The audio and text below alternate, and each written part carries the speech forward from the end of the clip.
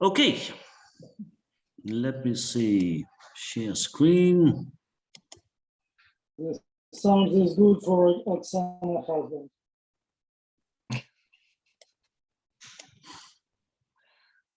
That the young don't sleep without Oksana photo. Okay. Знаєш, тебе не дуже добре чути, насправді. Може, там пофікси трошки звук. I have no. Are they still serious, Liliana, or? No, Liba is joking, just. How can I try to be serious in these kind of trainings if you are not? Come on. Як я можу бути серйозний на цих тренінгах, якщо ви не серйозні? Okay, let's get back to business.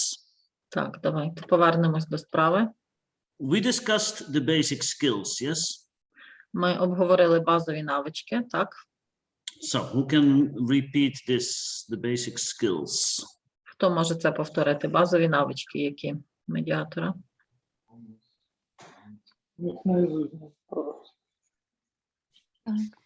Мова йде про характеристики чи про навики саме? Так? Навики, skills, навики. Мгм. Мгм. Вміння тримати структуру, Мгм. Keep the frame, follow the frame, терпіння, patience, вміння підсумувати, Well, if you summarize. just read them, then we better show them on the screen. Мгм. So, yes, these are the basic skills of a mediator. So, I think we all remember this, yes?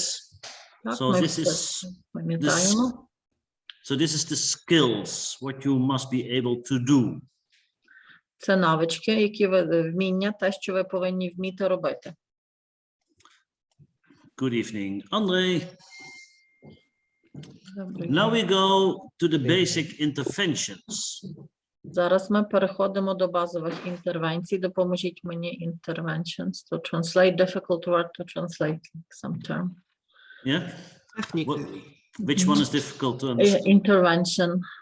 to give the- Intervention. збір інформації, так? Well, if you forget all the rest, I don't mind, but this is maybe the most crucial thing to know, to be able to do. Це найбільш важливі речі, які повинні ви вміти, знати, як робити і знати їх. When in mediation we talk about interventions, it means we do something, we say something. Коли в медіації ми говоримо про інтервенції, це означає, що ми робимо щось, ми щось говоримо. So what we are now going to see is our toolkit. Зараз тут будуть вам такі, як інструменти. Yes, the instruments, very right. Very good Ukrainian word. So what we are going to see is all the things you can use to make it work. Зараз ви побачите всі речі, які ви можете використовувати, щоб це працювало.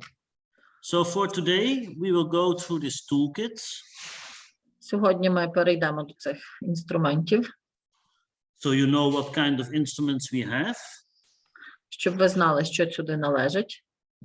And then I show you part of a video І потім я вам покажу відео of a famous American mediator.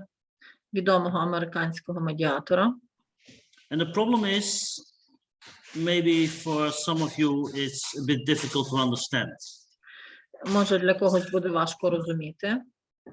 Because of course it's in English language. Це англійською. But it is just to give you an idea, and your task is to see what kind of skills and what kind of interventions is he using. Ваше завдання подивитися, які вміння, навички він використовує і які інструменти. So there will be no translation in it, Відео не будемо перекладати. but I will pause the video each time after some short period. Але я буду робити зупинки на відео час від часу. and we can see and discuss what he did. І будемо обговорювати, що він робив. So it's important when we have all the interventions on the screen Важливо, коли ми маємо всі інструменти на екрані, that you make a picture or whatever you do, you can write it down. ви можете їх записати, зробити фото. And we will then ask you to see what interventions do you recognize in the video. І потім у відео ви повинні будете сказати, які інструменти там було використано. After the session, I will send you the video Після сесії я надішлю вам відео, and I will send you a form where you can put your answers in. і надішлю форму, де ви повинні будете вписати свої відповіді. And your homework is to analyze the video. І ваше домашнє завдання буде проаналізувати відео. And because it's in English, if some people have problems understanding it, you can do it in pairs or whatever. Відео англійською, тому ви можете робити це в парах, допомогти один одному. Will this work? Добре, так? Погоджуєтесь? Also for the people who do not speak English? Для тих, кому важко англійська, так, добре?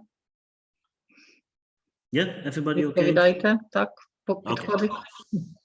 So let's see what is in our toolkit. What do we have in the box? Подивимося, що у нас є в ящику.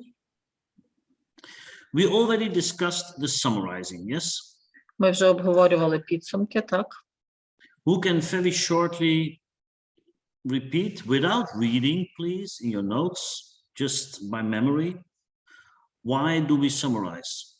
Хто може відповісти, чому ми підсумовуємо, не читаючи з нотаток, з конспекту, з голови? Відповідайте. Щоб отримати чітке так. To hear, yes. To hear That's the number one. We want to hear a yes. Yeah. Very good. Щоб зробити паузу. To make a pause. Stop. Very good. To stop a person. And number three. Перевірити себе, To себе і дозібрати більше інформації. check yourself and gather more information. Yes. And here we see the number 4. Тут бачимо номер 4. The reformulation. Переформулювання. So why would we do this? Чому ми це будемо робити? Тому що це допомагає перенаправити конфлікт в конструктив. It helps to put the conflict, to make it more constructive, How? How can reformulation help in this? to redirect the conflict. How Тому can it що help? люди можуть під іншим кутом побачити якісь аспекти свого конфлікту. Parties can see from different point of view some aspects of their conflict. So as a mediator, you make things up and you show it from another side. Is that it? Як медіатор, ви щось видумуєте і показуєте з іншої точки зору, так? Ні, не видумуємо, а Of course not, because then we will never get a yes from this. Good evening, Tanya. Тоді ми ніколи не перефразовуємо. думаємо. Так, we just rephrase, paraphrase. Можливо, це рефреймінг якраз. But what is the reformulation? Що таке реформулювання? Ні, рефреймінг це мається на увазі, коли ми, скажімо, під іншим ракурсом дивимося на ситуацію. Reframing is when we look at the situation from different point of view. Yeah, well, if we do this, probably this is just a reframe. The reframe is something different from the reformulation. Так, рефреймінг відрізняється від реформулювання. В чому? So we have the summarizing and we have reframing. These are two different things. Ми маємо підсумки і рефреймінг. Це дві різні речі. But in the summarizing, we reformulate. У підсумку ми робимо реформулювання. So for example, Yeah? Irina, you want to say something? Можна так сказати, що можна коротко, чітко визначити якусь проблему. We can define a problem very shortly. Із загального щось коротке, більш точно, щоб воно звучало. To make it sound more exact. Well, that is still summarizing. This is not reformulating. But let me give you an example. Я вам Может дам быть, приклад. це ще. может посмотреть с другой стороны на вот этот summarize. Другой, вообще с другой стороны. To look at from completely different point of view at this problem. Yes, but that's the reframing. That's not the reformulating. So I will give you an example. Вам покажу приклад. Let's say Lina and Oksana have a conflict Між Ліною і Оксаною є конфлікт. again. Знову. Like always, they don't like each other. Як завжди, вони не люблять одна одну. And Lina is saying, Oksana is the worst person in the world, and I never want to see her again. І Ліна каже, Оксана найгірша людина в світі, не хочу її знову бачити. Then what could be a good reformulation? І яким буде тут хороше реформулювання? Просто что Лене не нравится Оксана. Просто как человек, не как потому что она наихудшая, просто ей, ее тип не нравится, типаж. Може, Lina doesn't like Oksana as a type of personality. Excellent. Ліна переживає бурхливі емоції, згадуючи Оксану. Lina has lots of emotion when she thinks about Oksana.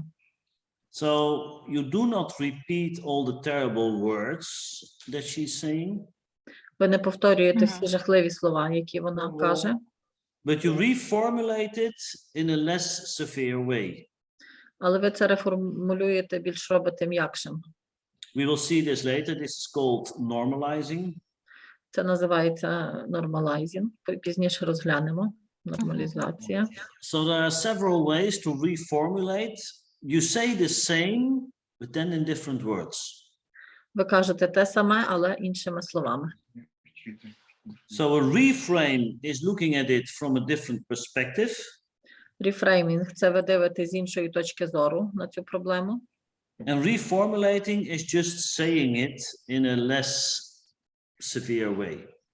А реформулювання – це ви кажете те саме, але робите його м'якшим, не таким жорстким. So you will just say, okay, Lina, I understand that you are not really happy with Oksana at the moment. Ви скажете, так, Ліна, я бачу, що ви не дуже щаслива бачити Оксану в даний момент. Okay, everybody is nodding yes. Всі хитають головою, так.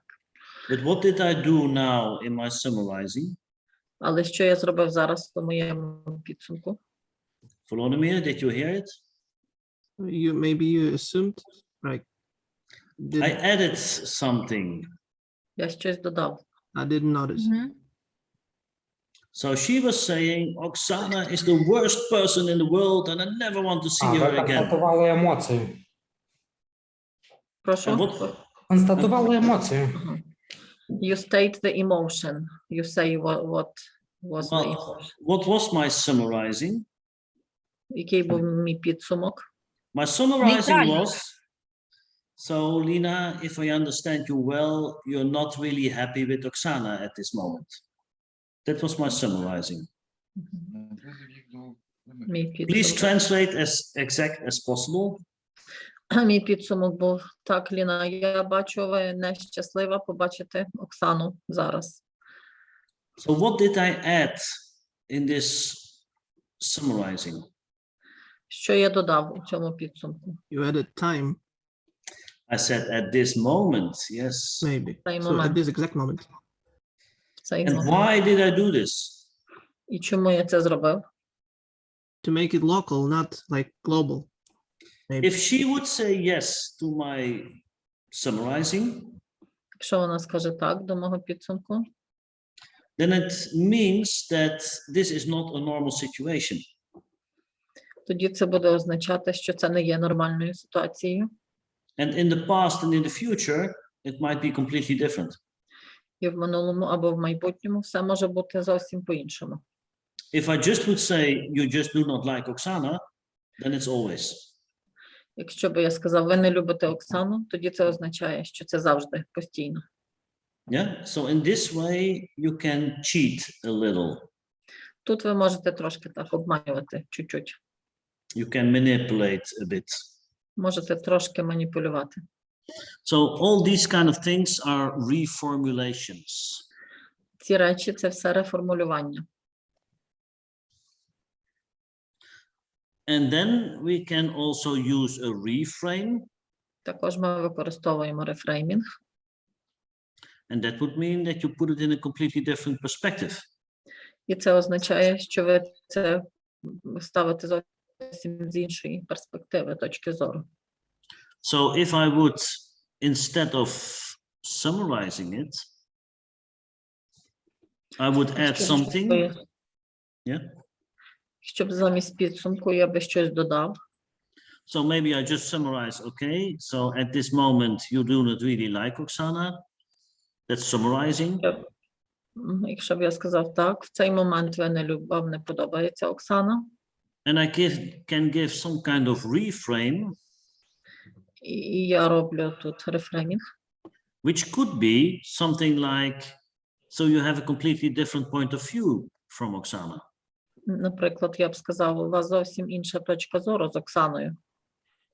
So what is the reframe in this? І що тут є рефреймінгом?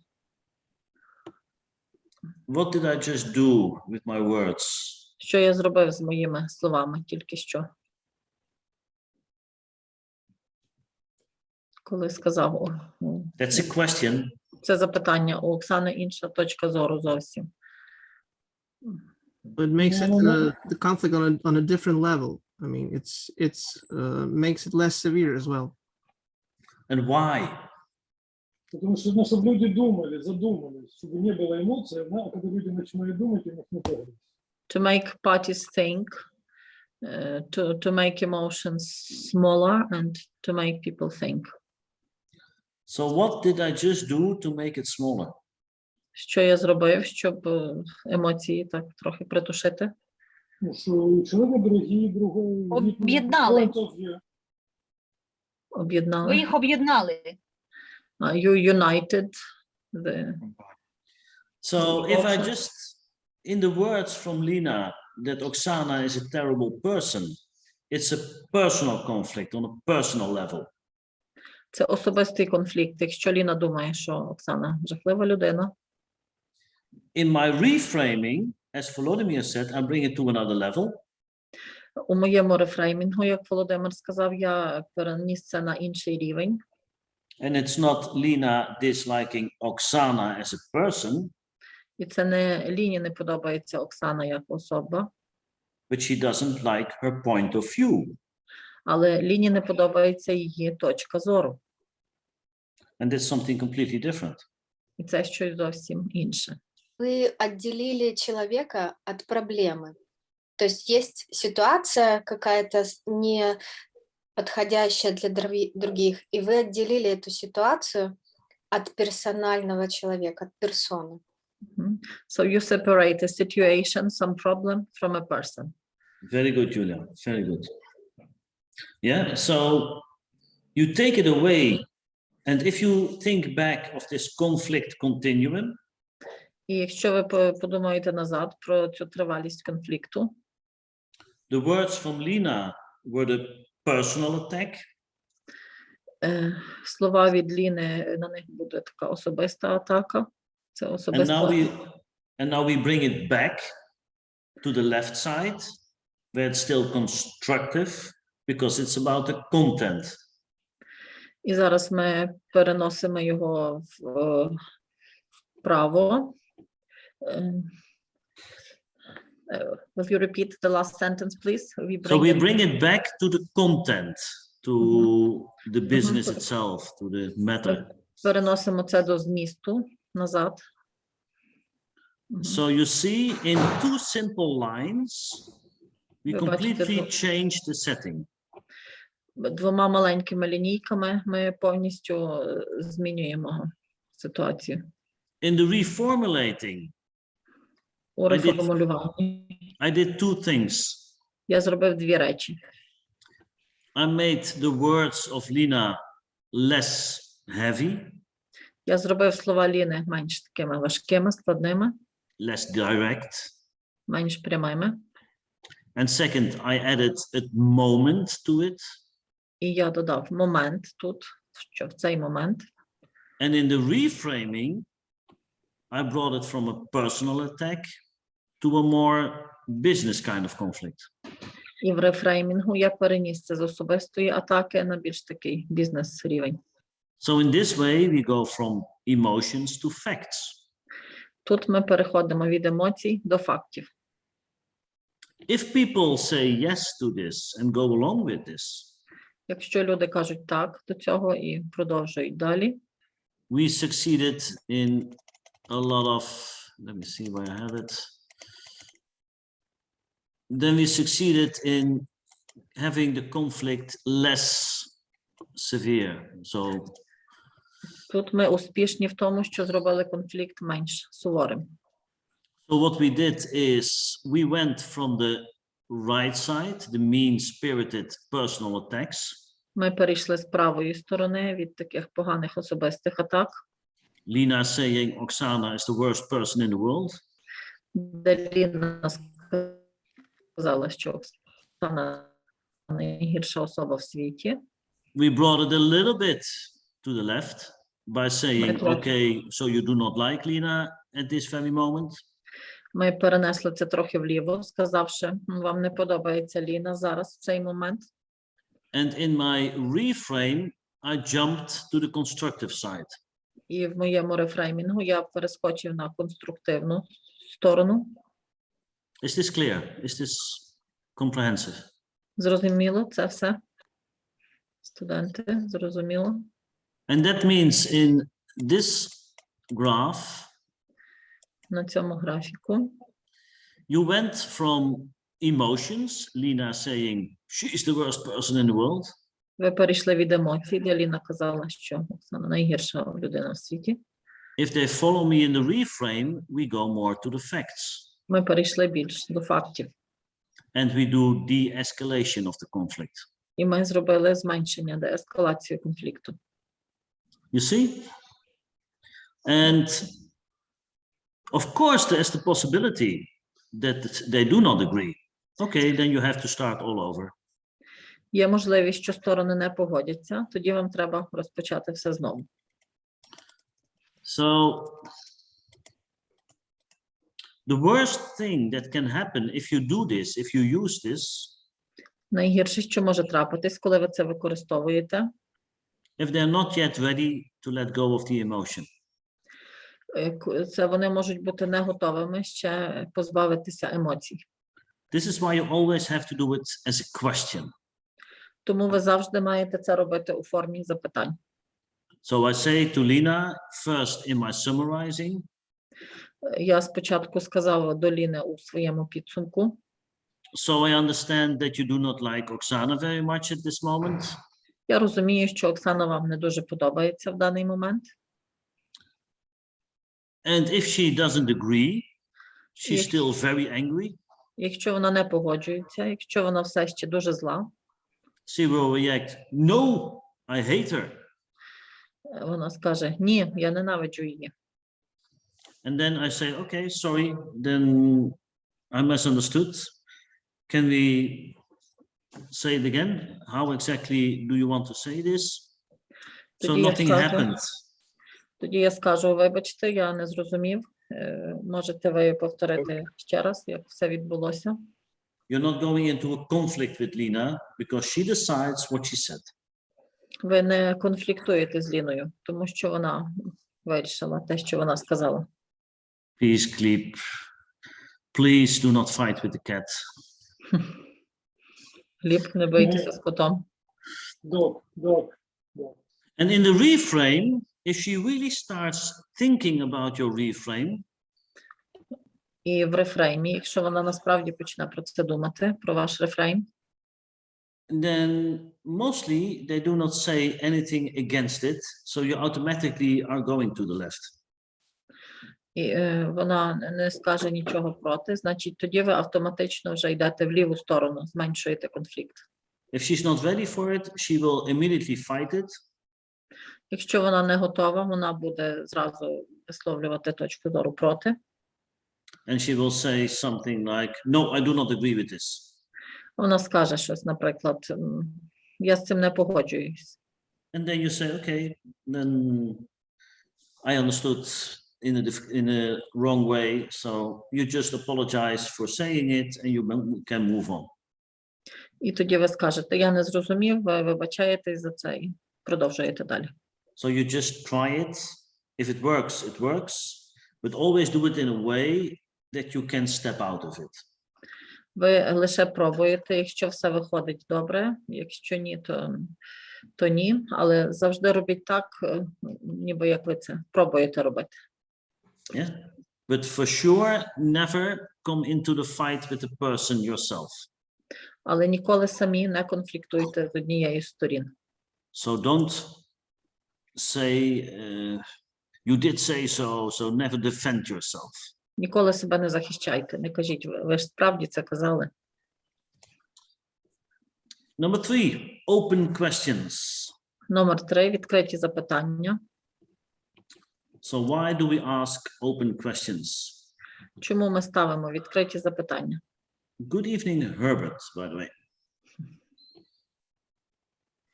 Hello, Jan. Yeah, I didn't want to interrupt you, so yeah, I sent the message. Yeah, sorry for being late.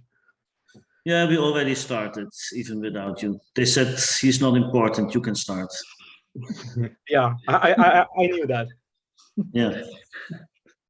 I said I know that I'm not important for Herbert, so this is why I start already. No. Okay, open questions. Why? З двох причин. По-перше, це дає нам ширше і ширше. So we ask them for two reasons. First, we can have wide are the widest. А по-друге, ми не знаємо, що людина має на думці, і коли ми даємо відкрите питання, то не отримуємо просто закриту відповідь «да» чи «ні». So we don't know what the person is thinking, and when we put open question, we don't just get the answer yes or no, but we get more information. Yeah. Julia, you want to add something? Юля, хочете додати щось? Да, мы можем услышать дополнительную информацию и какую-то новую тему, которую, может, даже еще и не затрагивали. То есть человек может еще глубже раскрыть тему и показать свои истинные незакрытые потребности. We can get new information. A person can show their needs, the needs which he or she has. We can get more information with it. Exactly. So it is to get more information, to go wider, widest. And we are lazy. When they are talking, we do not have to do anything. І ми ліниві. Коли вони говорять, нам нічого не треба робити. Do we never ask closed questions?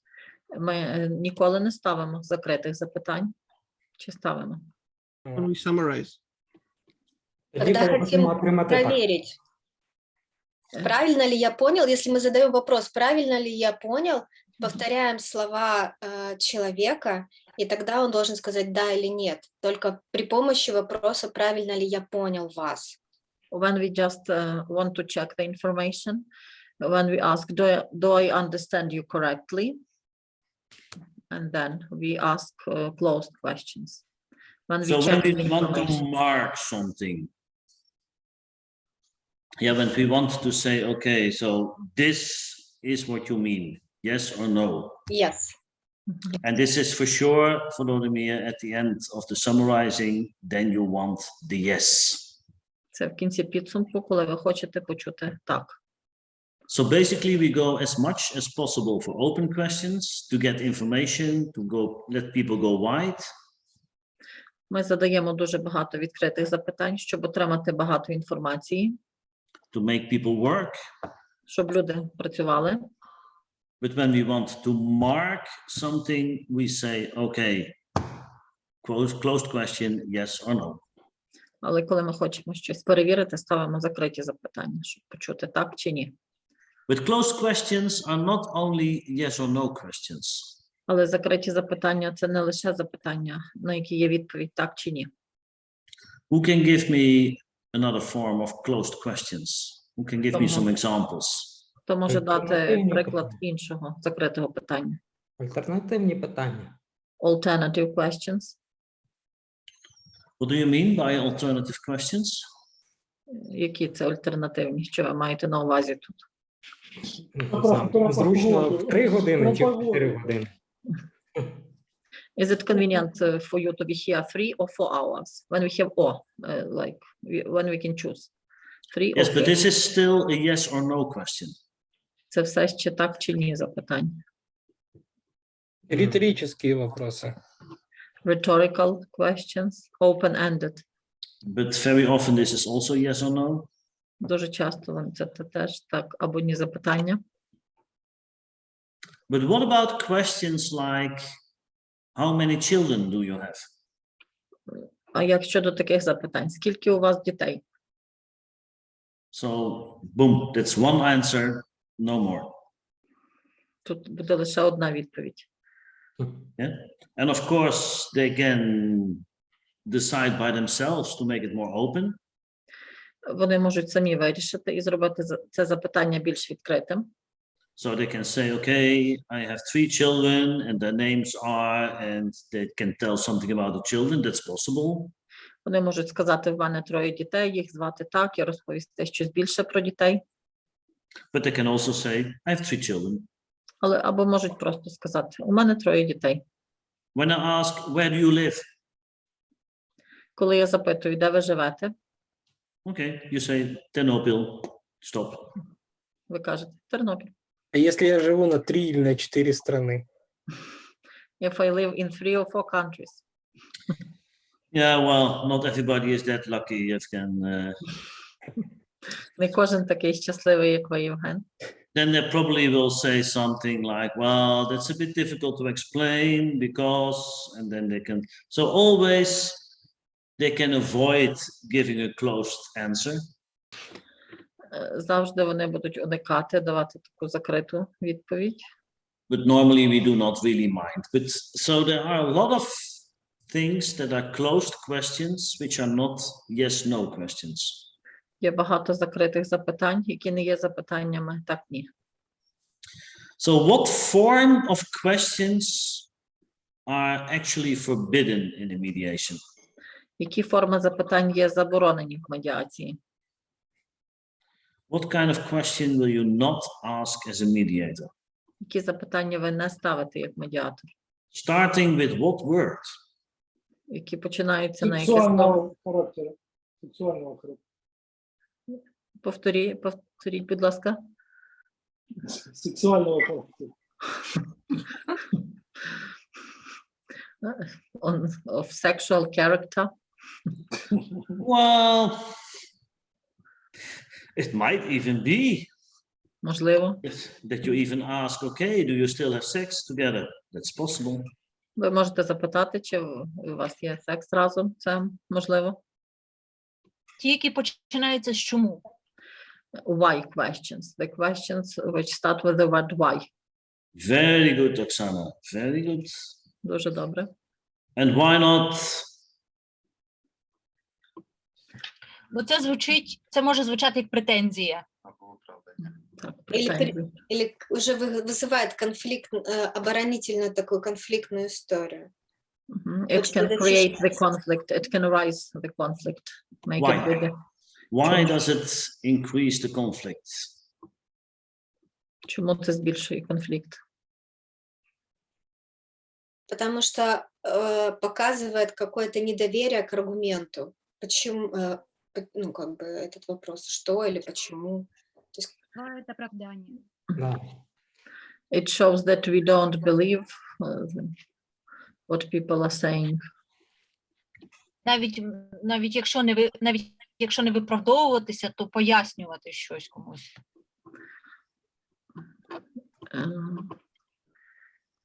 To explain something to someone.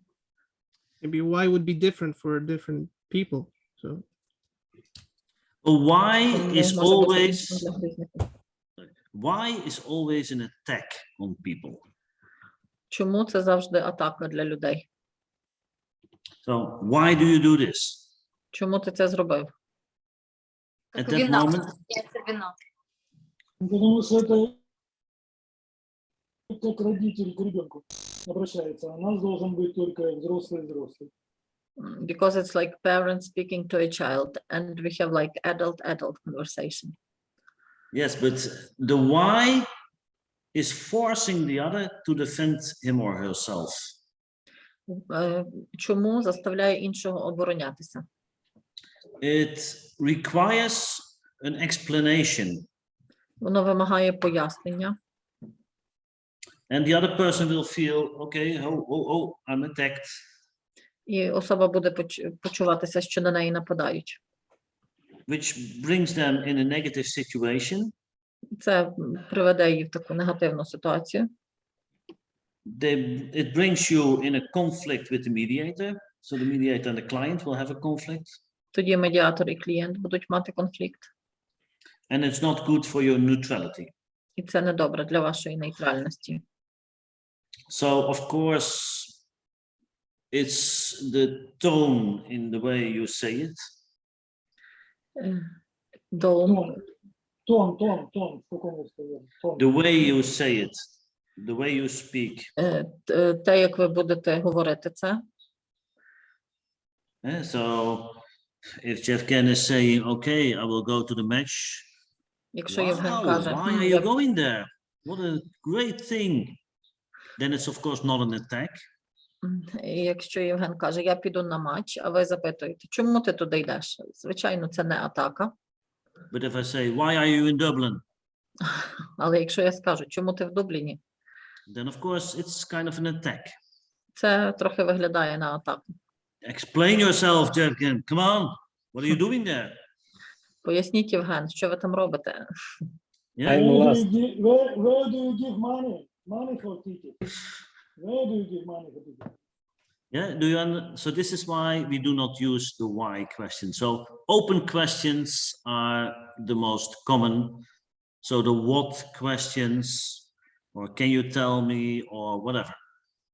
Запитання, які починаються на «чи можете мені сказати, що?» є дуже поширені. Ми не ставимо запитання «чому?». The hypothetical questions, the what if Okay. questions. Запитання «що, якщо?» гіпотетичні запитання.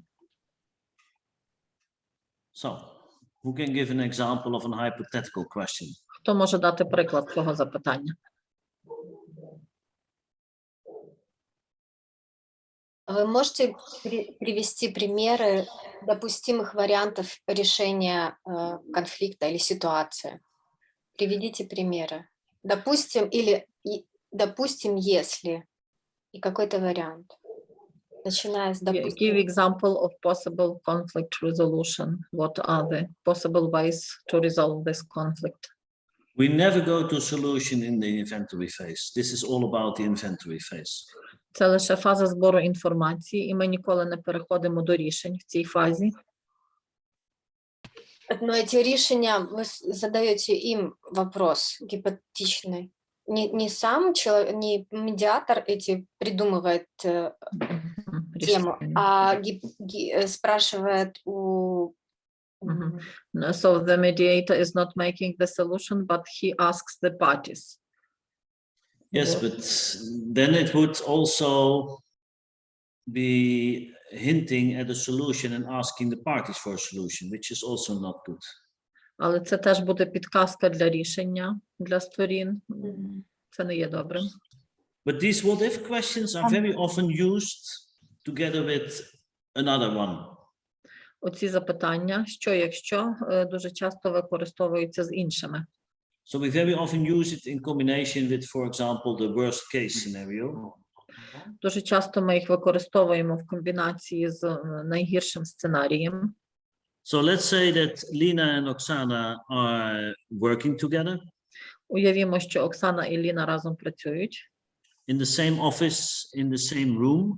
в тому самому офісі, в тій самій кімнаті. and now they really are fighting. І вони зараз справді так б'ються. Then I could ask, what will happen if you keep on fighting like this?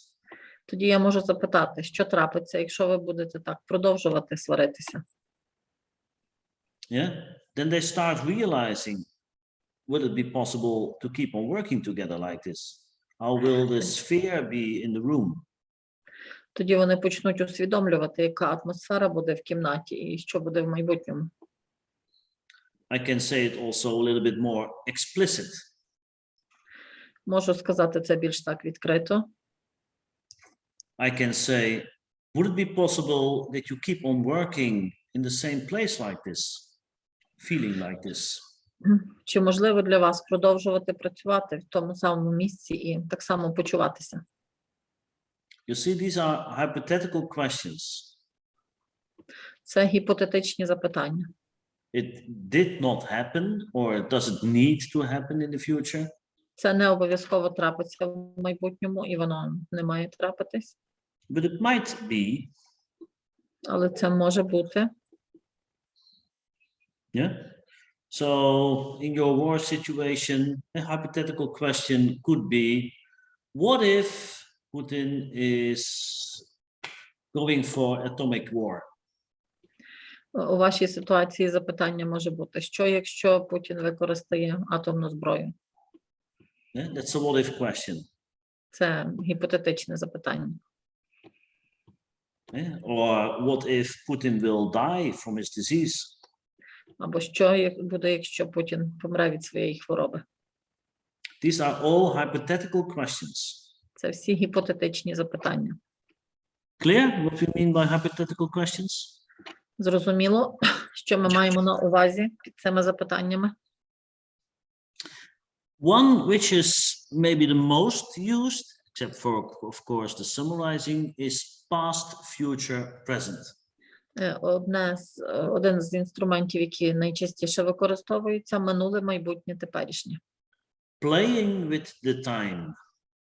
Гра з часом. So why do we do this? Чому ми це робимо? And how does it work? І як це працює?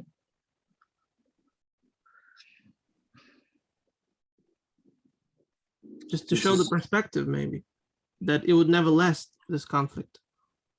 Yeah, very good. We don't want it to last. So, talking about the past. Коли ми говоримо про минуле. So how would, let's say, the conflict of Lina and Oksana, how could we ask questions about the past?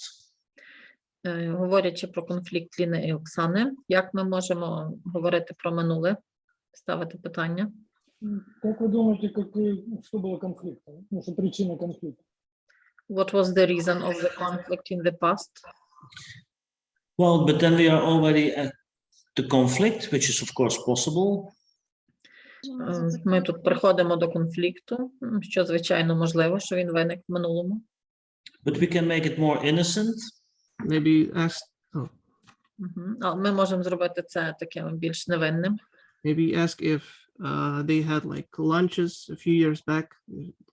Yeah, very Together. good. Спитати, чи в них були, може, вони разом ходили на ланч декілька років тому. But a very logic question, for example, would be, how long have you been working together? Або запитання, скільки ви разом працюєте? And how was your cooperation in the past? Як ви разом працювали в минулому? If they say at that moment, yes, we worked very well in the beginning, Якщо вони скажуть, так, ми дуже добре працювали в минулому, then you have something positive to come back to. тоді у вас є щось позитивне, до чого повернутися. And automatically you show them that they now have a conflict, but maybe it will be possible to go back to the situation of the past. І ви автоматично їм показуєте, що в них конфлікт зараз, але може буде можливість повернутися до того, як все було в минулому. Yeah. And why the future? How would чому? in this conflict questions on the future look like? Чому майбутнє? Як в цьому конфлікті будуть виглядати питання щодо майбутнього? Логично. Если мы будем дальше продолжать, ну, за что это все Ну, как это? What will happen if you will continue to fight like this? Yeah, very good question.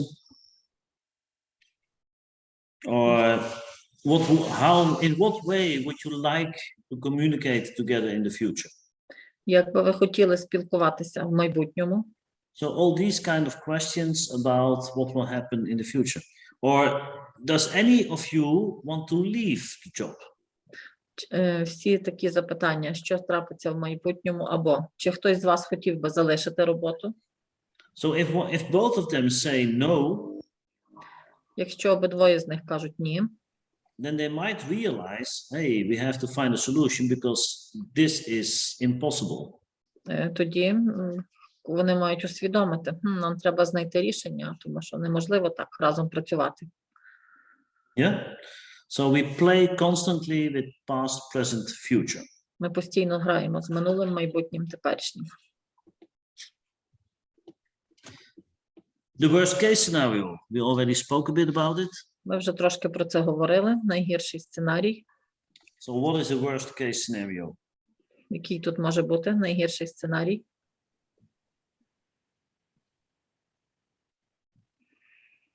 Well, they keep working together until someone quits because of the tension or something. Вони працюють разом, поки хтось не звільниться за власним бажанням, не витримає. Volodymyr, we are talking about two women. This is not the worst case.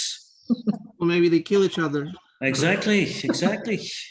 That's more like the worst case, yeah. Вони можуть вбити одна одну. Це найгірший сценарій. So the worst case scenario, why do we use worst case scenarios? Чому ми це використовуємо? Найгірший сценарій. Well, to show that they don't. Почему бы и нет? Похоже на манипуляцию этот сценарий для того, чтобы они поняли, что нужно сейчас решать, потому что в будущем может что-то произойти не очень приятное. It looks like manipulation. We want to show them worst case scenario because they have to realize they should do something because in future the situation can be really bad. Julia, what do you mean by the word manipulation? Що ви розумієте під словом маніпуляція? Що це виглядає як маніпуляція? Но мы же это говорим, зная, предлагая наихудший сценарий, мы знаем, что за этим стоит какое-то запугивание людей для того, чтобы в данный момент сейчас они решали конфликт. И вот этот момент запугивания, да, для меня это создание манипулятивных отношений. We are kind of threatening people with this worst case scenario to make them realize they should do something, not to make it happen. And for me, it's like manipulating, this threatening them with worst case scenario. So Maybe- manipulation is something negative, yes? Маніпуляція щось негативне.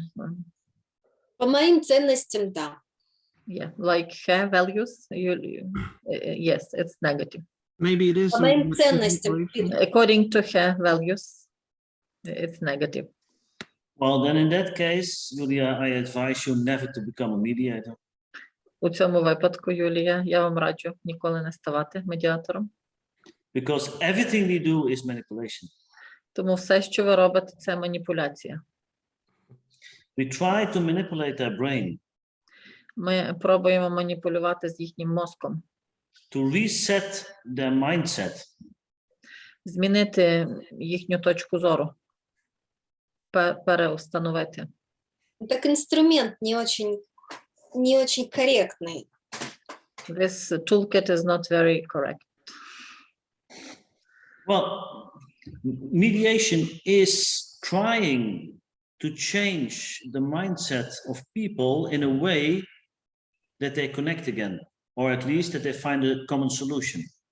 Медіація пробує змінити точку зору людей, щоб вони припинили конфлікт або щоб вони знайшли рішення, щоб You вони do знову this. були разом.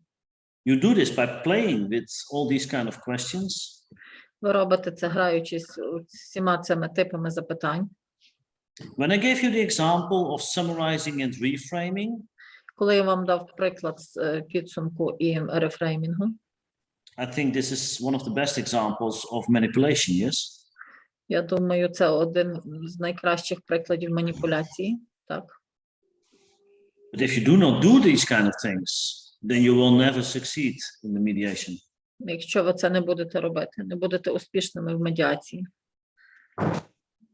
So for once, Julia, if you become a mediator, you are allowed to be bad. Коли ви станете медіатором, Юлія, вам дозволено бути поганою. You even get paid for it. Навіть за це вам будуть платити гроші. And if you think that this is not fair to people, you have to choose another profession. Якщо ви думаєте, що це нечесно по відношенню до людей, тоді треба другу професію. But actually, if you are doing negotiations, Якщо ви проводите переговори if you do management, leadership, або менеджмент, лідерство, you always use the same kind of techniques. ви теж використовуєте ці самі техніки. So it's just a bad world. Поганий світ. So the only thing you can do then is get a job where you just have to execute. Тоді можете лише отримувати таку роботу, де бути просто виконавцем.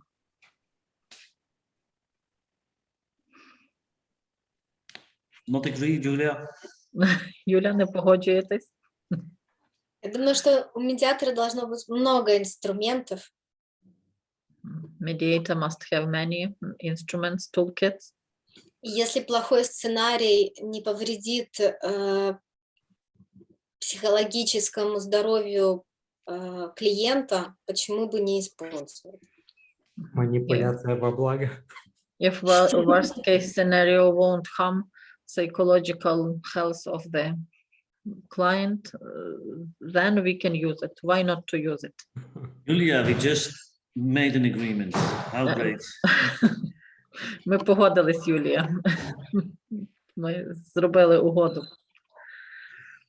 Okay, but I think you must realize that everything we do in all these kind of things is manipulation. Ви маєте усвідомити, що все, що ми робимо тут, це все маніпуляція свого роду. But if the purpose is in the benefit of the people, Але якщо ціллю є, якщо буде, значить, для людей, ну, позитивно, then we consider it to be positive and allowed. тоді це позитивно і дозволено. So sometimes people do it just to reach an agreement in the mediation, Деколи люди це роблять, щоб просто досягнути рішення в медіації, even if it's not in the benefit of the people. навіть якщо це не йде на перевагу сторонам. And then, of course, you overstep the line. І тоді, звичайно, ви вже переходите лінію. Yeah. So you have to go to your own conscious. Do I really find it acceptable or not to make the manipulation? Тут ви вже до своєї совісті звертаєтесь, чи я роблю правильно, чи ні, використовувати цю маніпуляцію. I dare say that I can get every party to agree to almost everything. Я з впевненістю можу сказати, що я можу так зробити, що кожна з сторін погодиться на будь-що. Of course, Gleb, not about the sex, but all the rest. Звичайно, Гліб не на секс, але на все інше. Yeah, so yes, it is manipulation, but if it's a positive way, then you must use it. Так, це маніпуляція, але якщо вона приводить до позитивних результатів, ви маєте це використовувати. Можете. Normalizing is also very important. Нормалізація теж є дуже важливою. We already discussed it a little bit. Ми трошки вже це обговорювали. So what do we mean by normalizing? Що ми тут розуміємо під нормалізацією?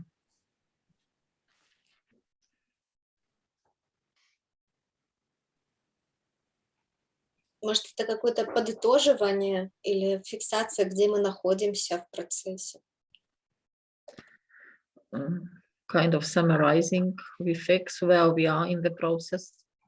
Можна я попробую сказати? В музиці є таке поняття нормалізації, коли звукова хвиля, вона то висока, то низька, і ми її ніби вирівнюємо, пом'якшуємо, робимо однорідною. In music, we have like when the wave is very loud or very silent, and then we make it plain, make it like on one level. Yeah, I think this is something like the basis, but how do we translate this to mediation? Але як ми це в медіації перекладемо? Сюди Considering застосуємо, that the music in a conflict is not that good, вважаючи, що музика в конфлікті не є доброю. Ну, ми певні вспишки пом'якшуємо. Ми ж говорили про те, що там, де людина перейшла би на особистості, ми навпаки виводимо в стан, скажімо, ситуації, а не загальної ненависті до опонента. When the conflict is very high, we make it smaller, try to make it smaller. When persons go like to personal cursing, we kind of stop it. so how do we make it smaller? Як ми це робимо? Маніпулюючи. Manipulating. Чому правила? I just heard from Julia that that is not allowed, so we will We not. say rules. Rules. Well, when someone says, that he hates someone, you could say that you don't like someone Yeah. at this moment. Exactly. So this is normalizing it. And the reason is in a conflict, when you are in a conflict, then there's only one thing important, which is the conflict. Коли ви You в cannot конфлікті- think about anything else.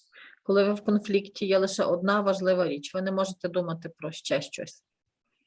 But if Lina and Oksana have been working together for more than 5 years, Якщо Ліна і Оксана працювали разом більше ніж 5 років, and they have at this moment a conflict about a specific topic, і в цей момент в них є конфлікт з приводу певної теми, you can try to make clear to them, hey, this is just this moment, this small conflict, but look at it from the wider perspective of 5 years of peaceful working together. ви їм кажете, але це лише момент, конфлікт зараз. Погляньте на ширшу перспективу, коли ви працювали разом 5 років. I'm afraid, Julia, it's a bit of manipulation, but Юля, я боюся, це трохи маніпуляція, але yeah, but in this way, you try to bring it back to the normal perspective. Але тут ви намагаєтеся це привести назад до нормальної перспективи. So Jevgen is now going to the match of Ukraine. Зараз Євген йде на матч збірної України. Extremely important match. Yes or Дуже no важ- to the World Championship. Дуже важливий матч для світового чемпіонату, так чи ні? But I'm quite sure when in 10 years' time, we will ask people in Ukraine, did they qualify for the World Championship? Nobody will know. Але я впевнена, якщо ми через 10 років запитаємо людей в Україні, чи вони прийшли в чемпіонат світу, ніхто не буде знати. Yeah? Yeah. I mean, Champions League, no, let's say the World Championship. Who won the last World Championship? Хто виграв минулий чемпіонат світу? Or the one before? Або один перед тим? Іспанія. Spain. Nope. Італія? Spain lost 5-1 from Holland and Brazil, so it was the big disaster of Spain. Now, so this places things in perspective. This is normalizing something. So is the match so important? Maybe it's not that important. Come on, place it in perspective. Чи матч такий важливий? Можливо, в перспективі він не є аж такий важливий. So you might translate the word normalizing in putting it in perspective. Нормалізація – це поставити щось в таку перспективу. And it automatically makes the problem less important. І це автоматично робить проблему менш важливою. Yeah. Anastasia will continue a bit today. Okay. Okay. Yeah, will you, Anastasia? Yeah. Yeah, Are you really ready for it? Yes, I do. Okay, then let's go for it. Well, split complex matters up, make piles or issues. Розділити основні питання. So we already discussed it. Ми вже обговорювали це питання. The elephant under the table is very big. Слон, який знаходиться під столом, є дуже великий. And has many different aspects. І він має дуже різні сторони. So we try to separate the problem, the big, huge conflict in smaller aspects. Таким чином ми намагаємося перетворити величезні компоненти конфлікту на маленькі. When we discussed the divorce, Коли ми обговорювали розлучення перед тим. we said, okay, the issues are, we have to talk about the money. Ми говорили, так, є проблеми, ми повинні говорити про гроші. We have to talk about the house. Нам потрібно поговорити про будинок. We have to talk about the children. Потрібно поговорити про дітей. Yeah, so there are a lot of different aspects in a conflict. Отже, ми розділили на багато різних аспектів конфлікту. And we make all these issues or piles, as we call it. І ми зробили такі от палиці, як ми називаємо це. So at the end of the inventory phase, і на кінці досліджувальної фази we have several piles, several issues. Ми маємо кілька різних питань і проблем, які ми пізніше повинні обговорити. This has two advantages. Тут у нас є дві переваги. One, it is easier to solve smaller conflicts, and in the end, with that, the whole conflict. Першою перевагою є те, що набагато легше вирішувати маленькі конфлікти. But how do we use the piles during the inventory phase? Але як ми повинні використовувати ці палки протягом нашої досліджувальної фази? We already discussed it, so let's see who remembers. Ми вже це обговорювали, можливо, хтось пам'ятає.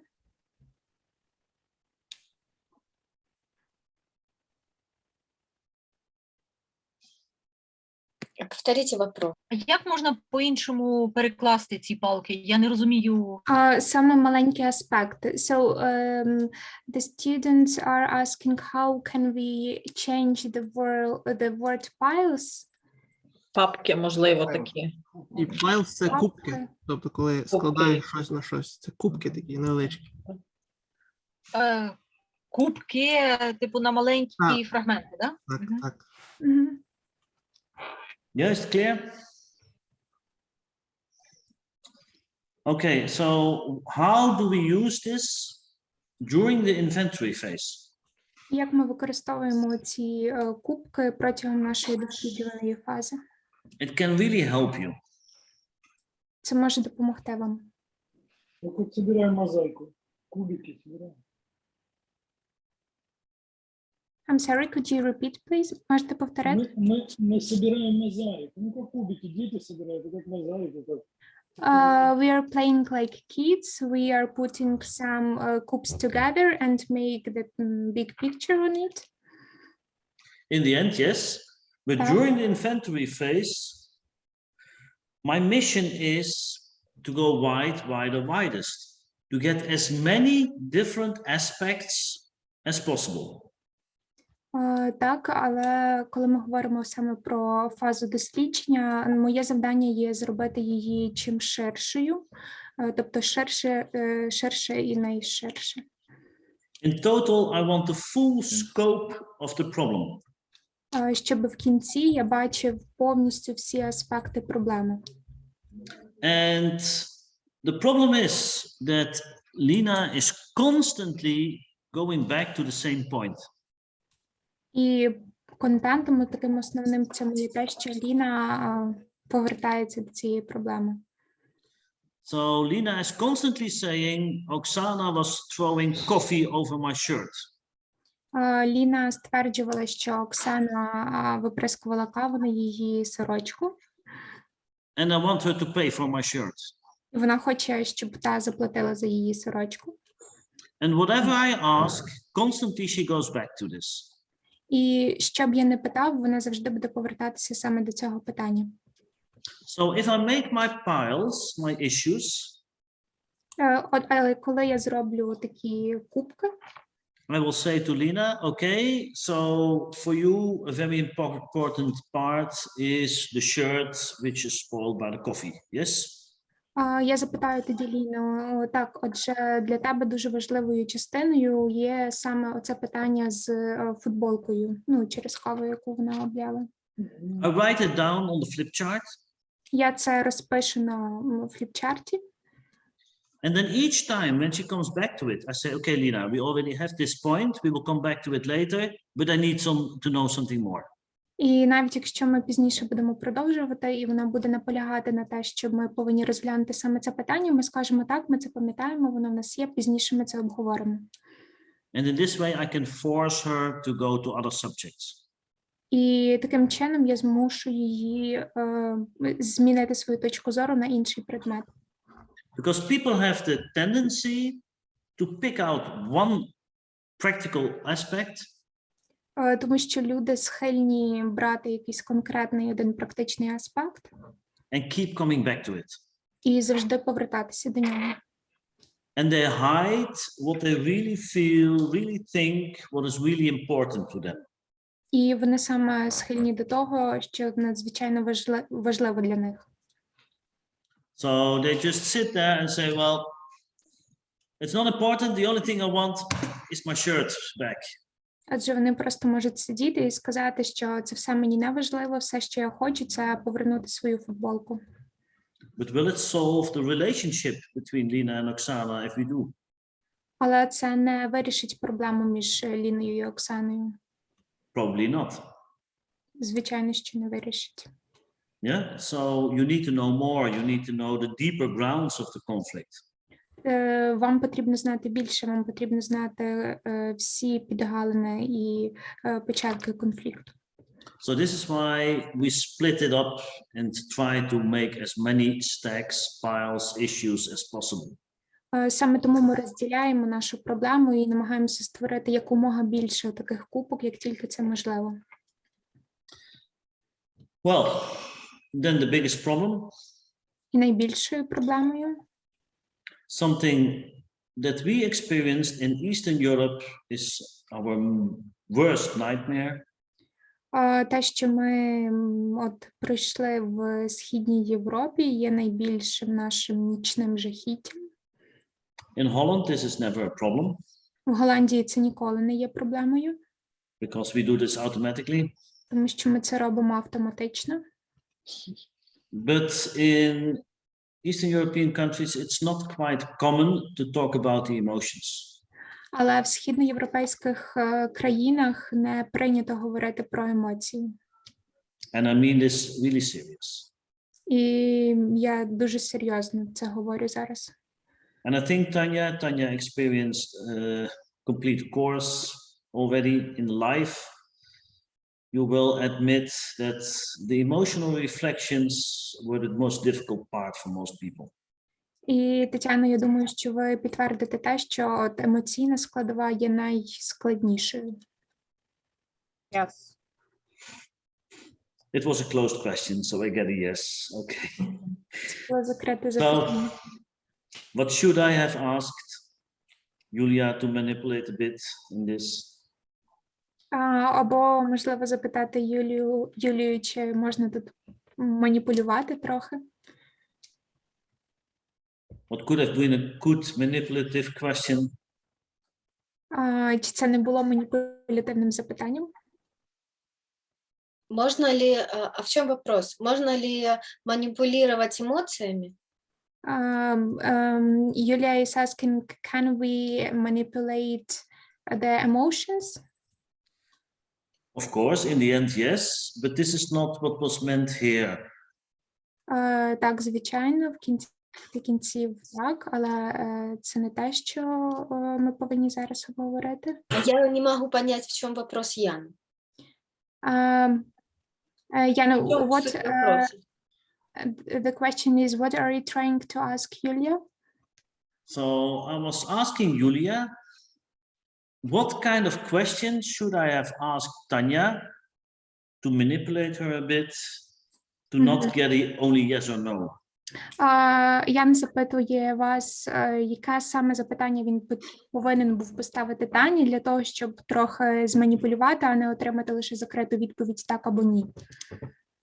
Спросить о ее эмоциональном состоянии. Вы сейчас чувствуете раздраженность, например, или вы хотели бы больше дружелюбного контакта, или спросить, какой-то маркер эмоций нужно сделать.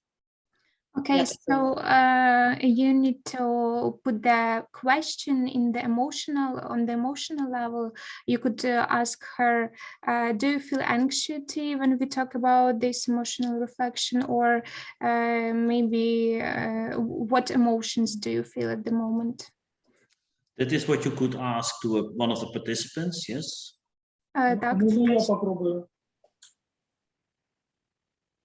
But this is not actually what we mean with the emotional reflection.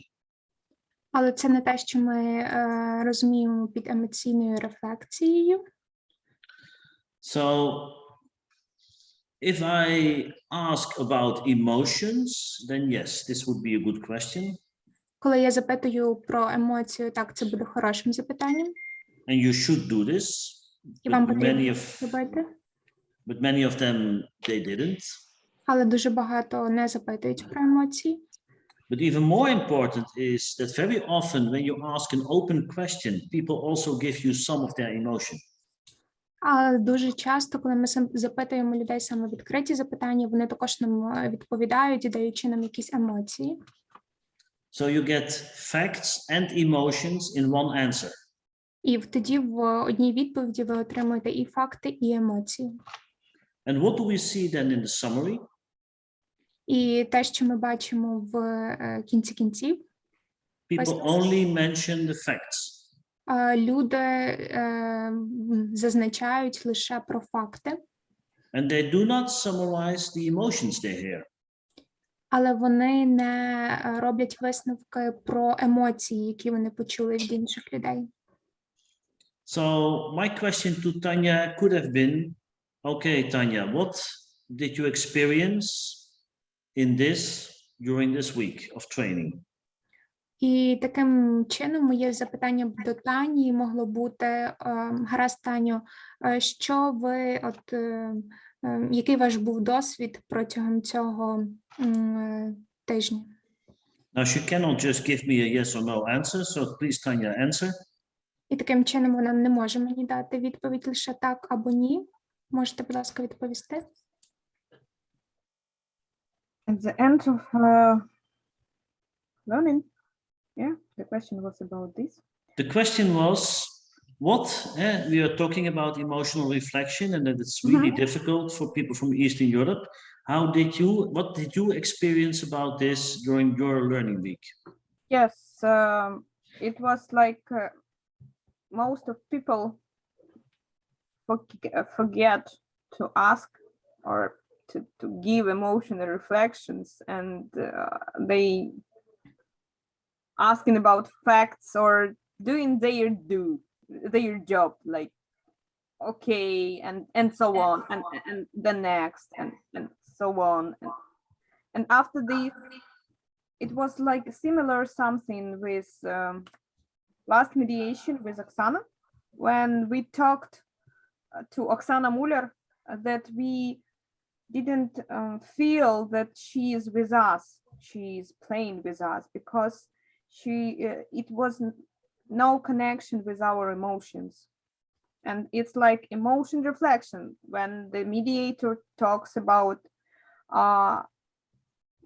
your emotion like a client, you feel better. But Eastern Europe people forget about it in the most cases.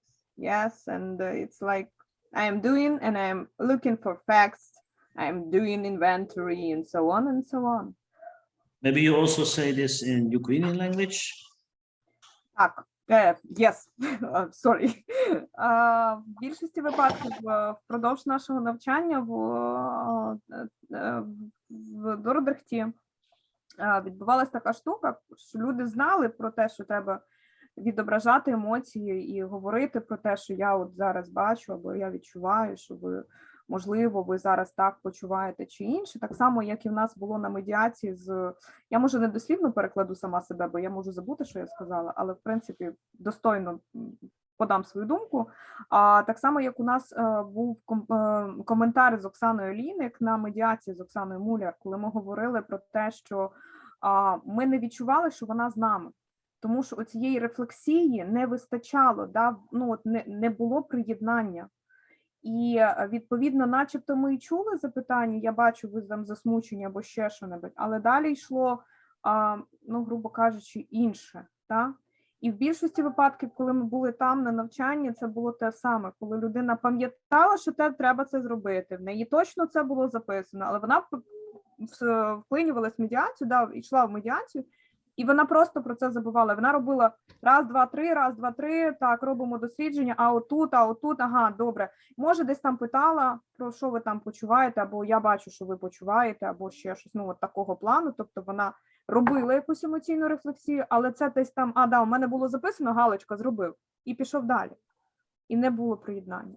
Відповідно, нашим людям, як кажуть, то є важко. З одного боку легко, з другого боку важко. Я від себе можу сказати, поки я не чую, тобто я не чую, але не розумію,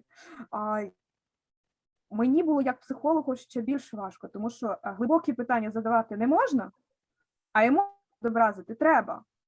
В емоції заходити сильно не треба, але про них треба поговорити. І тут був самий великий конфлікт, знаєте, тут треба про щось поговорити, але не дуже глибоко, десь так на поверхні. І оцей кейс, де, не кейс, а ці слова бути лінивим і так далі, вони дуже допомагали. В мене в голові прокручувалось, так, я лінива, I'm lazy, blunt, бла-бла-бла.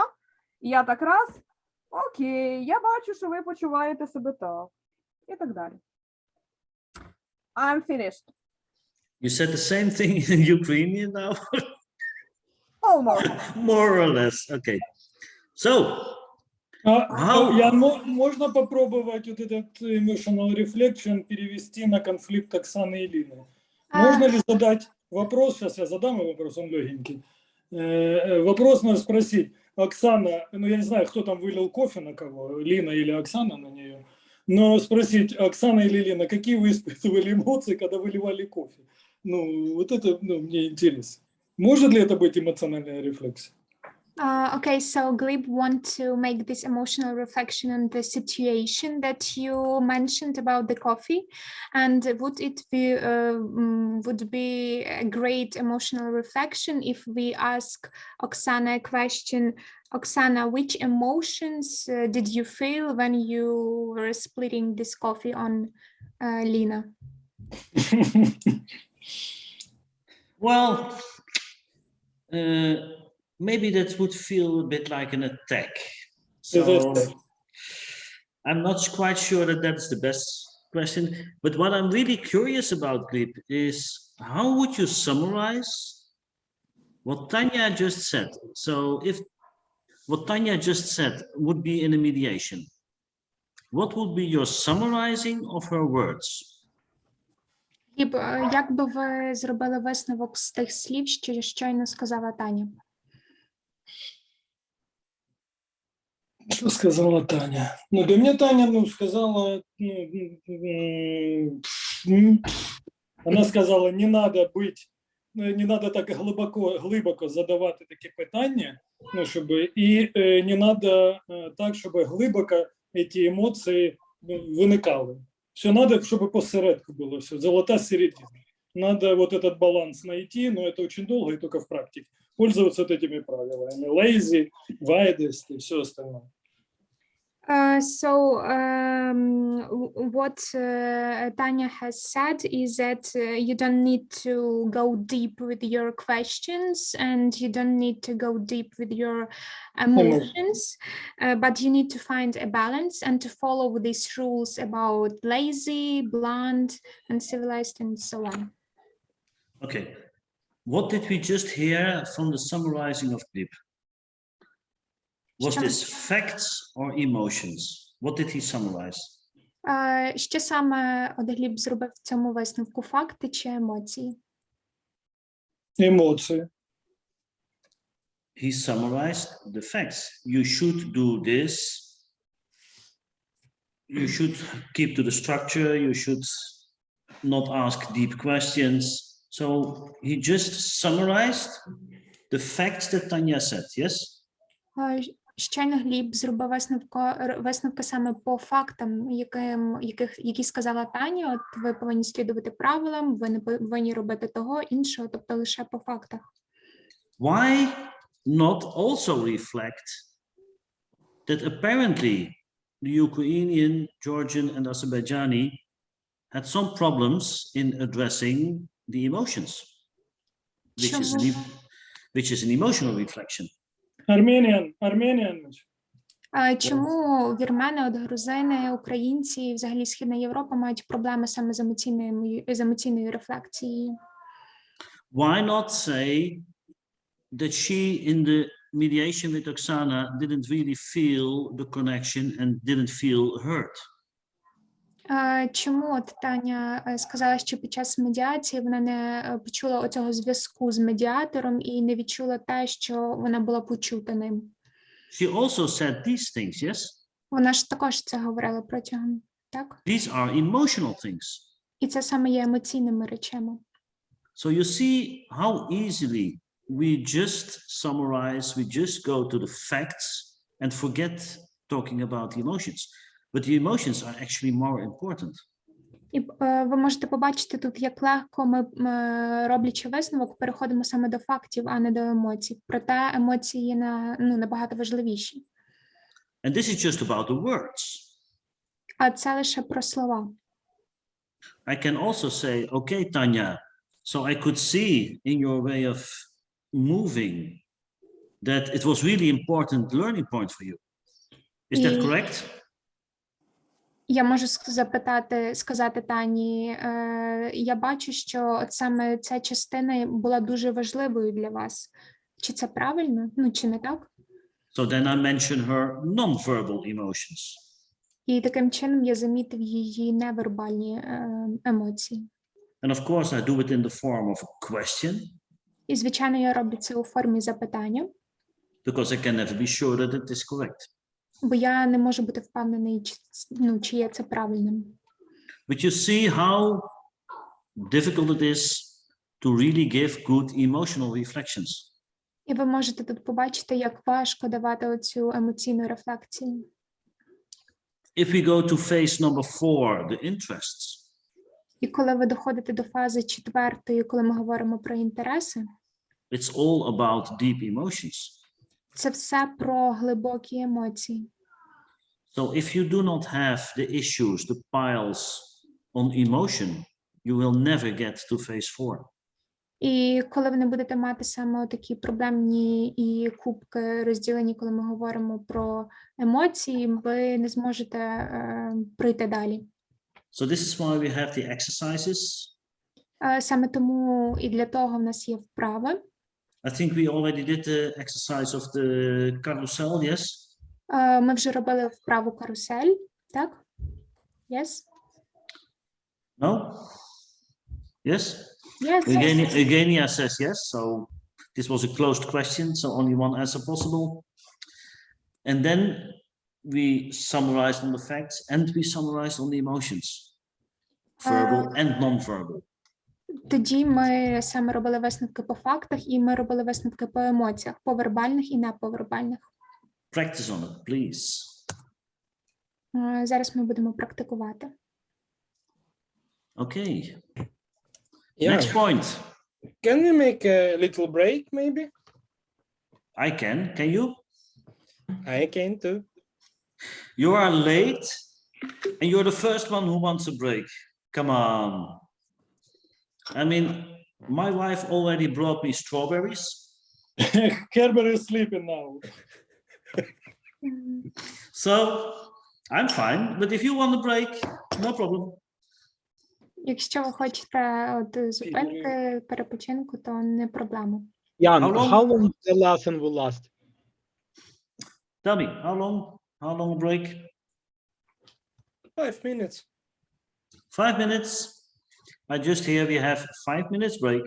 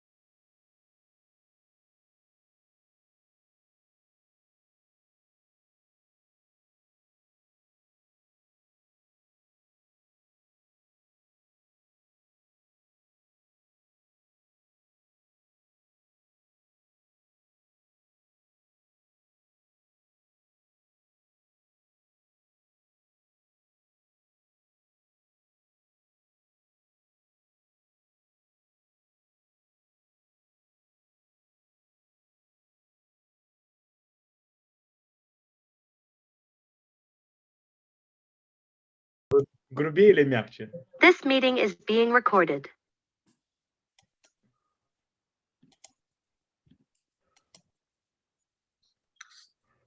So we discussed emotional reflection. Отже, ми щойно обговорили емоційну рефлексію. Яна, а можна запитання? Андрій has a question, Jan. Can he ask? I don't know whether he can, but he can try.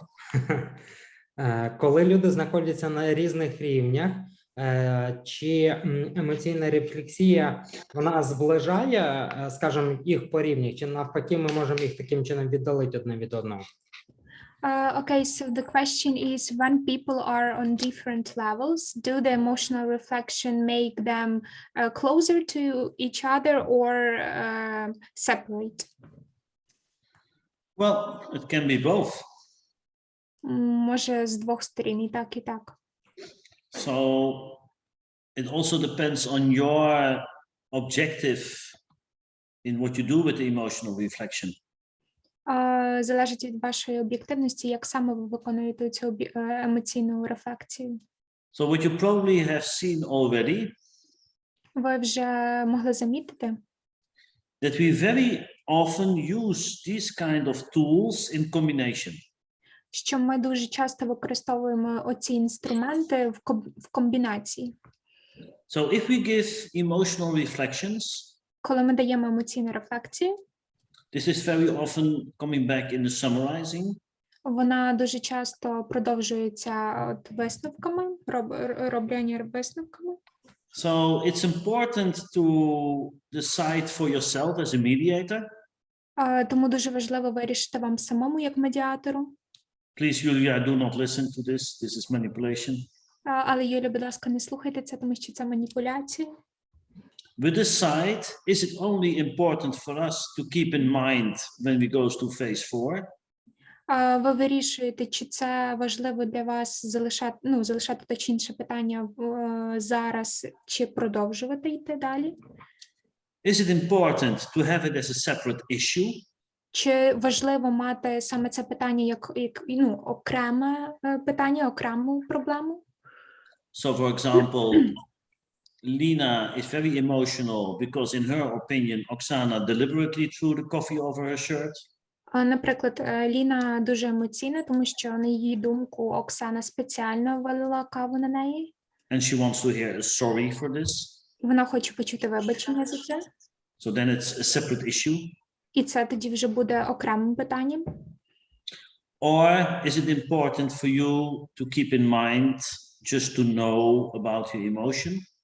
Чи важливо для вас лише зберігати в собі, в думках те, що важлива лише її емоція, а не це вибачення?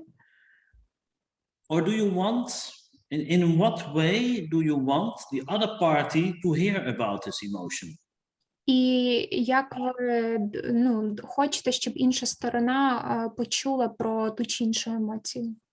Do you have to reformulate it, to play it down, to normalize it? Чи вам тоді потрібно перефразувати це, реформулювати? Or if it's a positive emotion, maybe you can emphasize it. Або ж це навпаки якась позитивна емоція, і вам потрібно її підкреслити. So, for example, if Oksana would say, in the past, Lina was my perfect colleague. Наприклад, якщо Оксана скаже, що в минулому Ліна була моїм ідеальним колегою. I really liked working with her. Мені дуже подобалось працювати з нею. Then, of course, this is a very positive emotion, and you will make it bigger.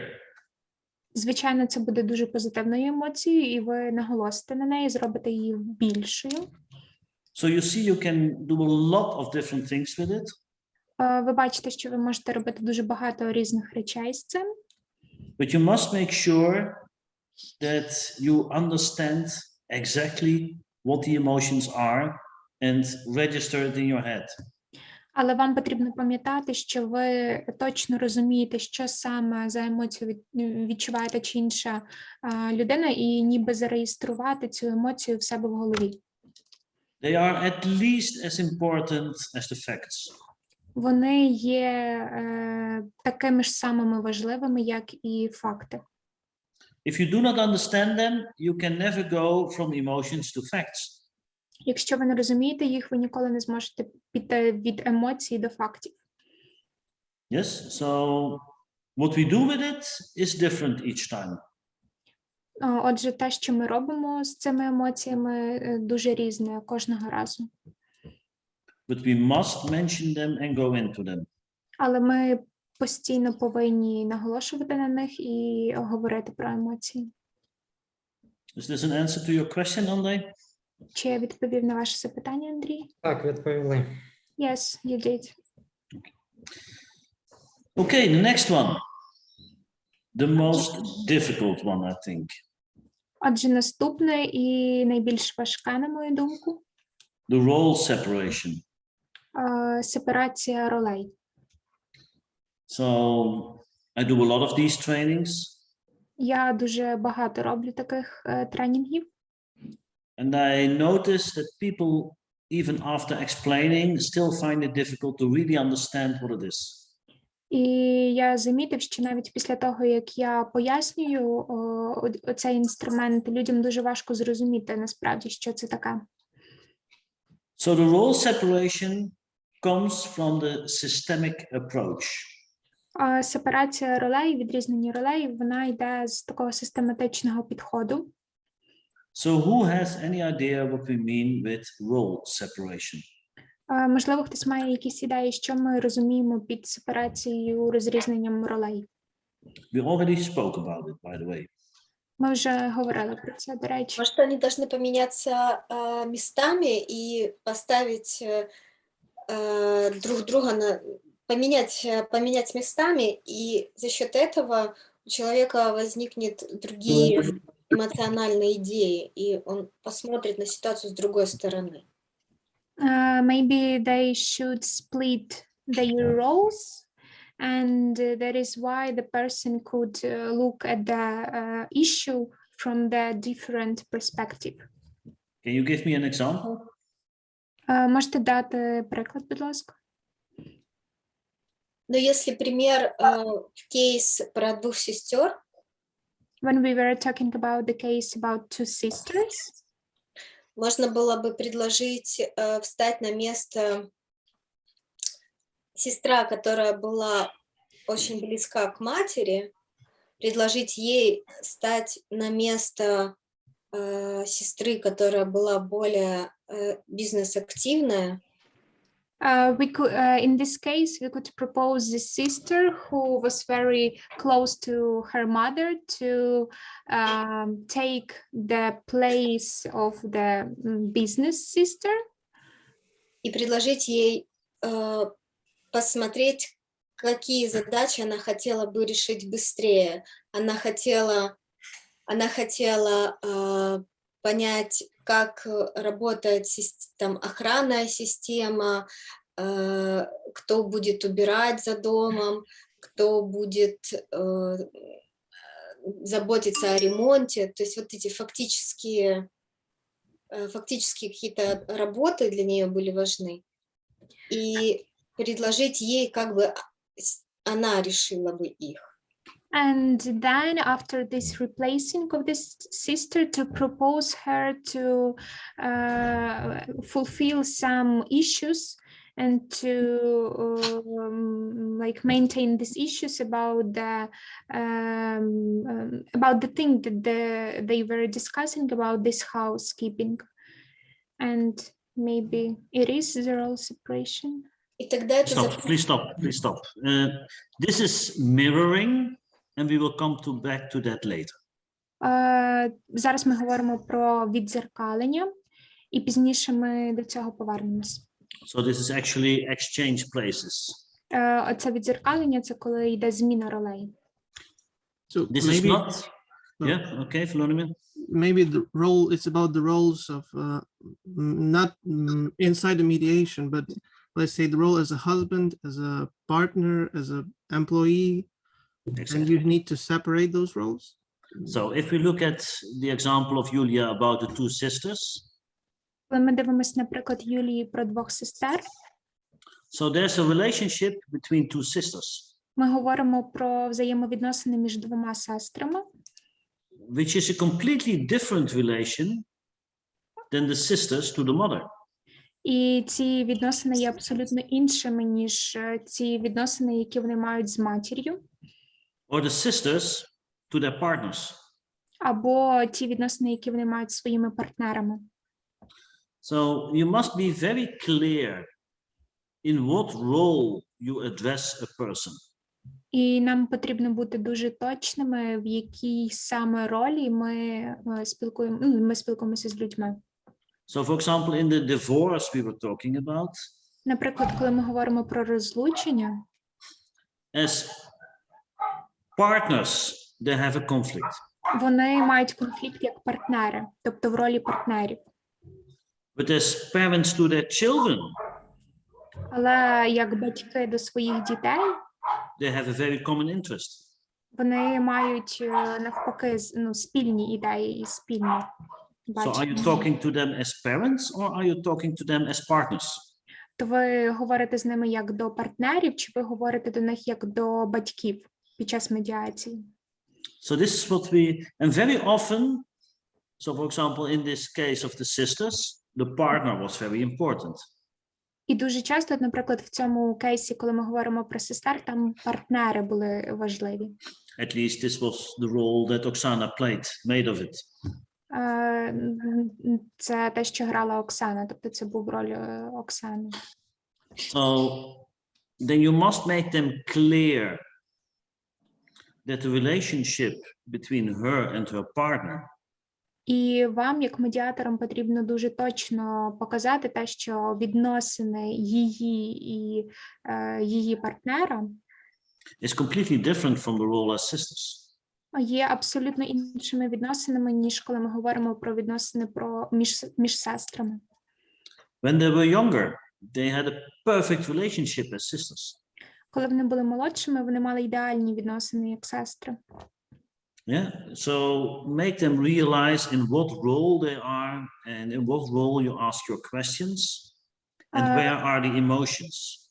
Намагайтеся зробити так, щоб вони реально розуміли, в якій ролі вони зараз перебувають, чи вони в ролі партнерів, чи вони в ролі сестер, і які вони емоції відчувають. And separate the problems to the specific roles. І відмежовуйте проблему до конкретної ролі. Yeah, clear what we mean by role separation? Ви зрозуміли, що таке сепарація ролей? So this systemic approach, as we call it, Це такий систематичний підхід, як ми його назвали. means that for every person there's a whole system around it. Означає те, що для кожної людини є якась своя окрема система навколо неї. You have to understand this whole system to understand why they react as they do. І вам потрібно розуміти оцю всю систему для того, щоб зрозуміти, чому та чи інша людина реагує так. So, for example, in the conflict between Lina and Oksana, Наприклад, коли ми говоримо про конфлікт між Ліною і Оксаною, there's something in the private situation of Oksana which for her is very important. є щось конкретне для те, що приватно важливо для Оксани. And because of this, she took offense of some actions of Lina. І через такі якісь приватні обставини вона дуже, так болюче сприймає деякі дії Ліни. But maybe Lina doesn't know this. Але Ліна могла не знати про ці приватні обставини, через що вона так це сприйняла. On the other hand, Lina might be in a very difficult financial situation in her private. З іншої сторони, Ліна може бути дуже в складній фінансовій ситуації. So for her, it's impossible to go to another place. І для неї, наприклад, неможливо змінити місце роботи. So you have to have a complete view of all the relations, all the contacts, all people that are influencing the conflict, the decisions, the person. І таким чином вони, неможливо досягнути повністю такого загального підходу, коли ми говоримо про ті чи інші впливи, які зачіпають людей. This is why in the Master of Mediation, Саме тому в мастерстві медіації the topic of systemic approach is one of the most important master classes.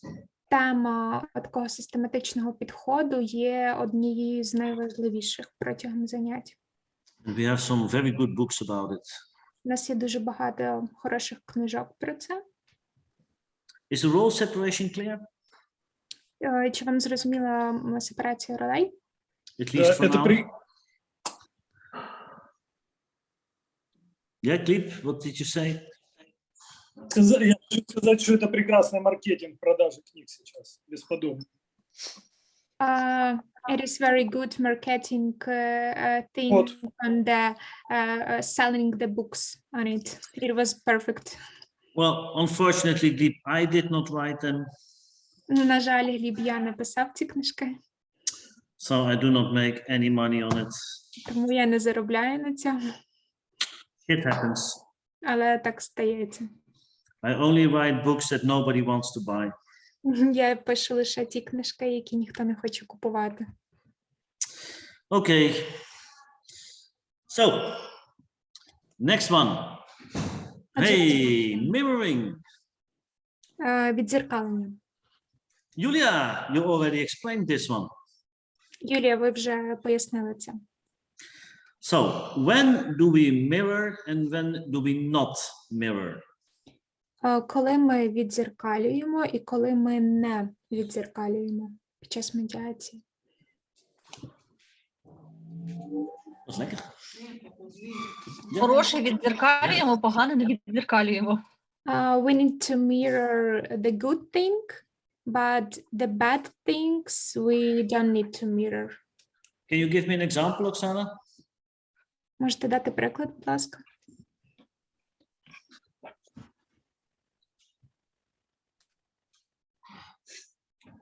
Well, maybe I can give an example. So I asked to Oksana or Lina, so you have been working for 5 years together. Lina, how were the first years for you? And then she says something very positive. Наприклад, коли ви запитуєте Ліну і Оксану в цій ситуації, скільки років ви працювали, і ви питаєте Ліну, що саме було позитивно, які були перші ваші роки, і коли вона дає якусь позитивну відповідь. So she might say the first 3 years we worked perfectly well together and we even had some private contact. I'm sorry, I have bad internet connection. I couldn't hear you. Could you repeat, please? Well, it's not important anyway, so. No, I said maybe. I can help, yeah. So, перші роки ми працювали дуже добре, і в нас не було ніяких конфліктів. Yeah. So when she is saying that the first 3 years were very good, then it's a good moment to mirror and say, Oksana, how were the first 3 years to you? Because very probably I will get the same answer. І коли Ліна скаже, перші 3 роки ми дуже добре працювали, в нас не було конфліктів, тоді варто звернутися до Оксани і сказати, Оксана, як це було для вас? And then we create connection on the positive things. І ми вже створюємо такий зв'язок на якісь позитивні речі. But if Lina will say, I never liked this, Oksana. Але коли Ліна скаже, мені ця Оксана ніколи не подобалася. And okay, we have to work together, but that's all. Нам треба було працювати разом, але це все. I will not mirror. Я не буду віддзеркалювати. I keep it separate. Я розділяю їх. Yeah, because it only will make the conflict worse, because probably Oksana would say something very bad about Lina in the same time. Це лише приведе до погіршення конфлікту, бо Оксана теж скаже щось погане про Ліну. Yeah, so mirroring is asking the same thing to the other person. Віддзеркалення – це коли ми питаємо ті самі речі іншу особу. And the most extreme thing is if you combine it with a hypothetical question. І найекстремальніше, коли ви комбінуєте це з гіпотетичним запитанням. So, for example, Lina's shirt is completely wasted because of the coffee. Приклад, блузка Ліни повністю знищена через каву. But Oksana will say, well, this was just an accident, has nothing to do with me. Але Оксана каже, це випадково, я до цього нічого не маю. Maybe she will say sorry, but that's all. Може, вона вибачиться, але це все. Then, when I mirror this, I could say, okay, Oksana, how would you feel if it was your shirt which was wasted? І коли я роблю віддзеркалення, я можу сказати, Оксана, як би ви почувались, якби це була ваша блузка? Yeah, then you mirror it and you replace the other person in the same situation. Ви віддзеркалюєте і ставите іншу особу в ту саму ситуацію. And then she might say, okay, then maybe I would like some compensation for it. І вона може сказати, тоді я б, напевно, захотіла якусь компенсацію за це. Yeah, so the mirroring can be in 2 ways. First of all, ask the same question to the other person to get a positive vibe. Віддзеркалення може бути 2 способами. Ставити то саме запитання іншій особі, щоб отримати позитивну відповідь. Or make the other people realize how would it be if you would be in that situation.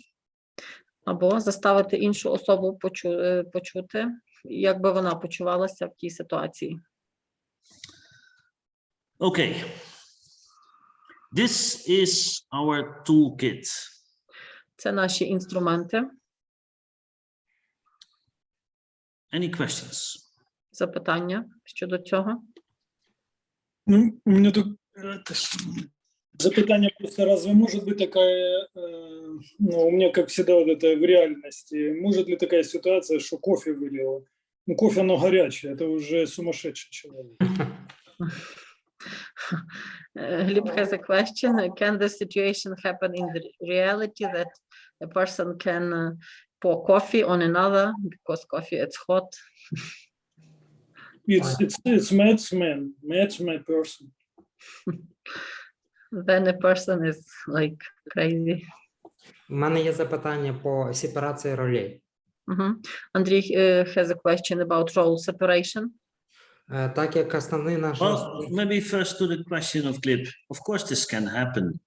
And then it's, so let's say Oksana, Lina is standing there with her coffee in her hand. Уявімо, що Ліна стоїть з кавою в руці. And Oksana is so angry that she pushes. І Оксана така зла, що вона просто її штовхає. And then the coffee pours over Lina.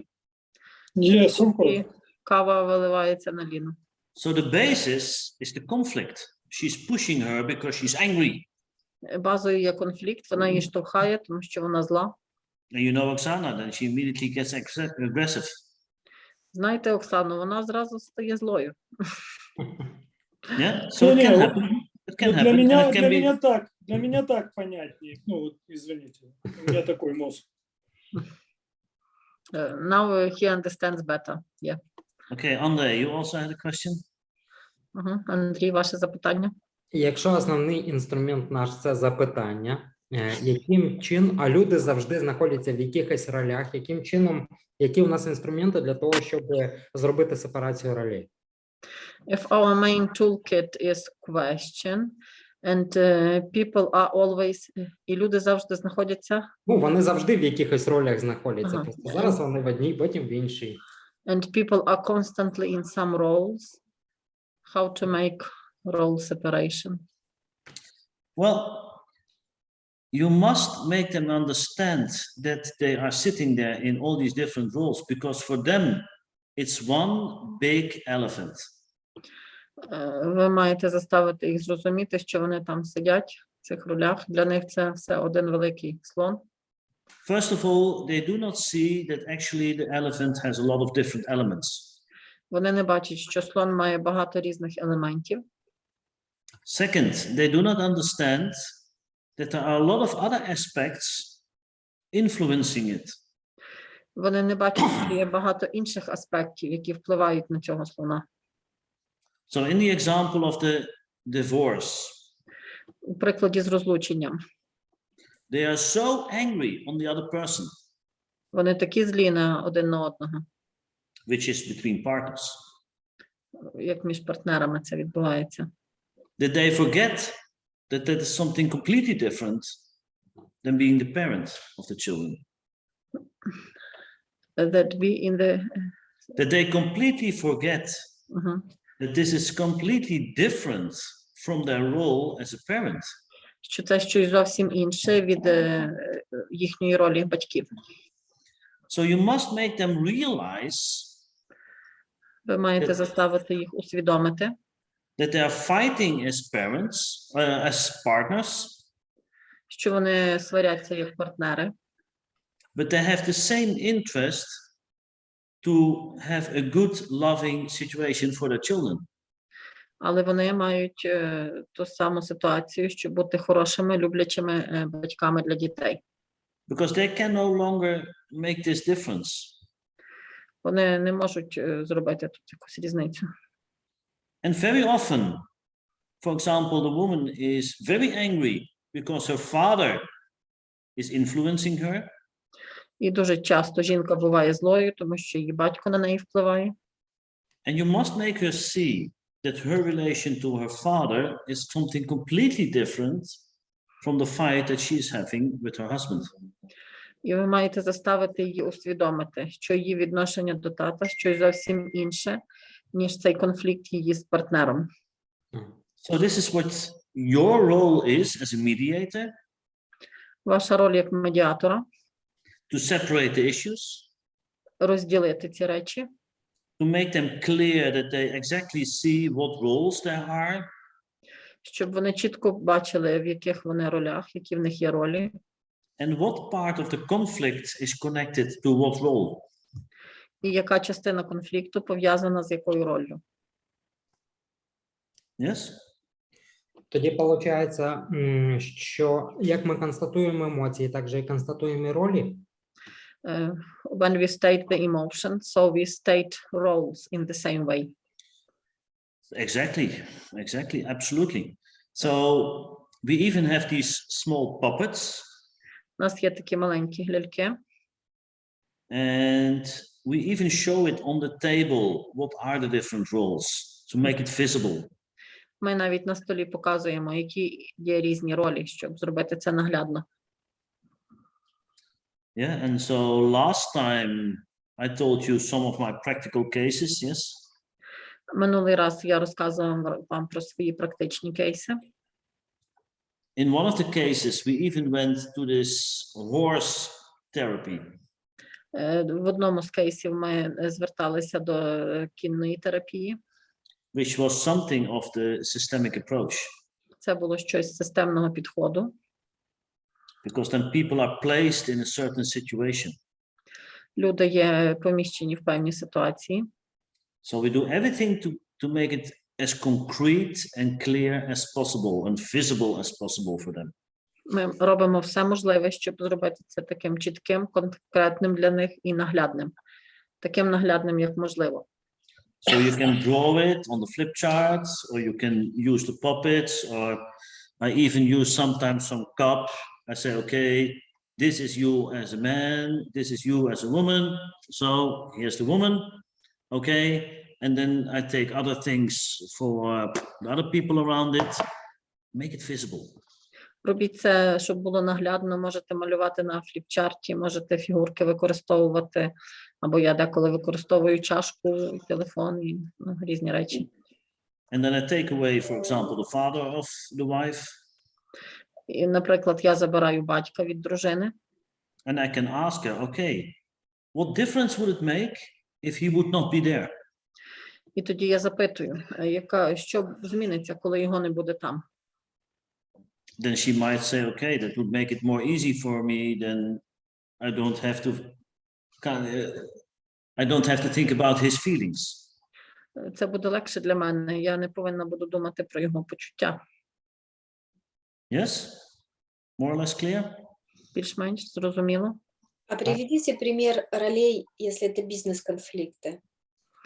For example, in a business conflict, Julia would like to listen to the example of roles in business conflict. Well,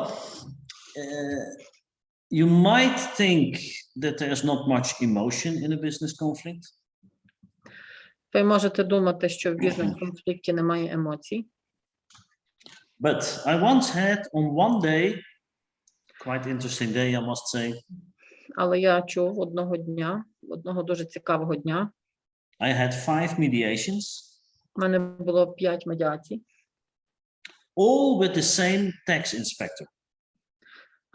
Всі з тим самим податковим інспектором. So it was constantly the tax department against a company or a person.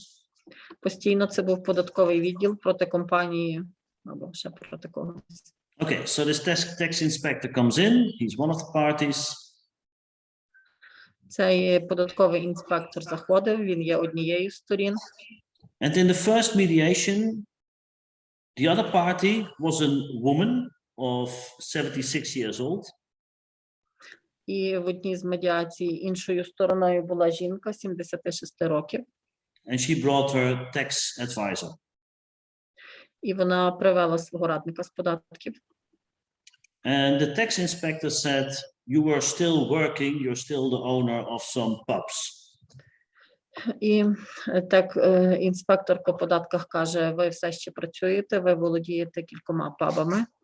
So you must, and in Holland, then it's obliged that you get a salary and you have to pay tax. В Нідерландах обов'язково, коли у вас зарплата, платити податки. In Ukraine too, yeah. Okay. In her defense, she said, No, I'm no longer involved. I gave everything to my son. Але вона сказала, ні, я вже в цьому не залучена, я все передала своєму синові. So her tax advisor said, okay, we do not have to pay anything. Тоді і радник її з податків сказав, «Ну, так, ми нічого не маємо платити». Okay. I looked at the tax inspector. І погляньте на інспектора з податків. I saw his face Я go to a бачив mask. обличчя, яке було, ну, як маска. And he was fighting her to the limit. І він так боровся з нею, сварився до кінця. He killed her completely. Він її майже, ну так, в переносному значенні, чуть не вбив. He came with all kind of media things where she still was on photos at the pubs. Він прийшов з багатьма доказами фото її пабів. So I thought, whoo, this is going to be a tough day with such a guy. Я думаю, це буде важкий день з таким хлопцем. He's going to the limit on every case. Він йде до кінця у кожному випадку. Okay. Then the second case. І другий випадок. The woman and the tax advisor were gone. Жінка і радник фінансовий пішли. I went to the door. The guy was standing there for the next case. Я підійшов до дверей. Цей інспектор стояв там для наступного випадку. And I saw a person I know very well. Я побачив особу, яку я знаю дуже добре. A business contact for me. Мій друг по бізнесу. His name was Rick. Його звати було Рік. So I said, hey, Rick, I didn't know we had a meeting today. Sorry, I'm in the middle of mediations. І я кажу, Рік, я не знав, що ми сьогодні зустрічаємося, я тут проводжу медіацію. No, said Rick, I'm here for the mediation. А Рік каже, я тут для медіації. So immediately I thought, oh shit, I cannot do this because I know him. I cannot do it. I'm not neutral. І я подумав, що ж я буду робити? Я його знаю, я не зможу бути нейтральним. So I said, okay, let's go up. Let's go to this tax inspector. Я сказав, ну давай підійдемо до цього інспектора з податків. I will explain the situation and I will say, sorry, I cannot do this mediation. Я поясню ситуацію і скажу, вибачте, я не можу проводити медіацію. So Rick went up and I'm polite, so I let him go in first. Рік встав, і я ввічливий, я дозволив йому йти першим. The tax inspector stands up. Податковий інспектор встав. And the two start hugging each other. І вони почали обнімати один одного. Hey, dear friend. Дорогий друг. Patting each other on the shoulders. Хлопати один одного по плечі. And then it turned out that in the past they did their education together. І виявилося, що вони вчилися разом раніше. So they knew each other very well. Дуже добре вони знають один одного. They were even married to related family. Вони навіть одружені там на родичах близьких. And the tax inspector said to me, no problem, we will solve this with the three of us. І інспектор сказав, нема проблем, ми це троє вирішимо. So you see a completely different approach. Ви бачите зовсім інший підхід. Which from a tax inspector, from a business point of view, there's no logic in it. В бізнесі від інспектора з податків в цьому немає логіки. But it has everything to do with the system around it. Але це все має багато спільного з системою навколо. Yeah. Another example, there were two men. Інший приклад, було два чоловіки. One was a farmer. Один був фермер. So he had a very small farm. Він мав дуже маленьку ферму. On the other side of the street, there was another farmer. На іншій стороні вулиці був інший фермер. But on his land he started the camping. але на своїй землі він розпочав кемпінг. And now there was a court case І зараз це судовий випадок, because the farmer was afraid that the camping would be too much close to his farm, so there would be too much, how do you say this, too much people walking also at his farm. і фермер хвилювався, що кемпінг буде дуже близько до його угідь, і люди будуть ходити по полях. So I thought, looking at this farmer, oh my God, what a man. Дивлячись на цього фермера, я думав, що за чоловік? He's constantly sitting like this. І він сидів отак, з суворим виглядом. And the other farmer was a happy man. Інший фермер був щасливий. So the camping owner, he was very extrovert, positive. Він дуже позитивний, екстраверт, той, в кого був кемпінг. During the mediation, I found out that these two were the best of friends. Під час медіації я зрозумів, що ці двоє найкращі друзі. They were the same age. Вони того самого віку. Both grew up on the farms. Обидвоє виросли на фермі. Being the only two boys in the neighborhood. Вони були лише двоє хлопців в сусідстві. So had been friends throughout their younger years always. Вони завжди були друзі в свої молоді роки. So what turned out to be the problem? І якою виявилася проблема? Their wives didn't agree to this. Didn't agree with, yeah? Exactly. Так, їхні дружини не погоджувалися. So actually the wives were in a conflict. Дружини були в конфлікті. But their men had to fight it. Але чоловіки мали тут боротися з цим, сперечатися. So you see the systemic approach on this. Бачите, тут системний підхід. So I had to talk about the role separation. Я мав говорити про розділення ролей. Are you talking here as two men, friends? Ви говорите тут як двоє чоловіків, друзів. Or are you talking as partners to your wives? Чи ви говорите як партнери своїх дружин? Or are you now talking as a farmer against a camping owner? Чи ви говорите як фермер проти власника кемпінгу? So you see the combination of role separation and systemic approach. Ви бачите комбінацію розділення ролей і системного підходу. And we couldn't solve this case if I would not have asked the ladies at the table. І ми б не розв'язали цього випадку, якщо б я не запитав жінок за столом, не запросив їх за стіл. More or less clear, Julia? Зрозуміло, Юлія?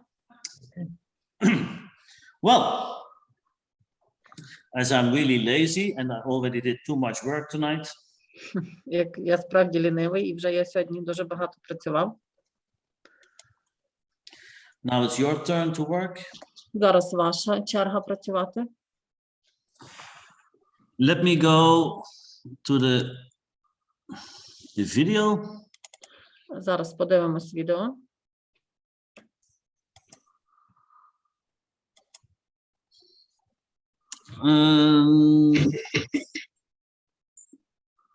Could you hear the music or not? Not yet. No. I was already afraid of it. Okay. Okay. I'm now going to show you the video. Зараз ми подивимось відео. You have the toolkit. You have the basic interventions. У вас є інструменти основні, You have the basic skills. базові навички. And now it's up to you in this mediation to see what do you recognize from the skills and the interventions. І в цій медіації ви повинні розпізнати, які вміння було використано і які інструменти. So take some paper and a pen. Візьміть ручку, папір. Or maybe you have another computer or tablet or whatever, I don't mind. Або планшет. And during the video, please write down what you recognize. І під час відео запишіть, що ви помітили. And I will pause it now and then to make sure that you understand correctly. І я буду робити паузи, щоб переконатися, що ви зрозуміли правильно. Clear? Зрозуміло? Ready? Готові? Yeah, can you see it? Can you see my screen? Yeah, we can. Can you hear it?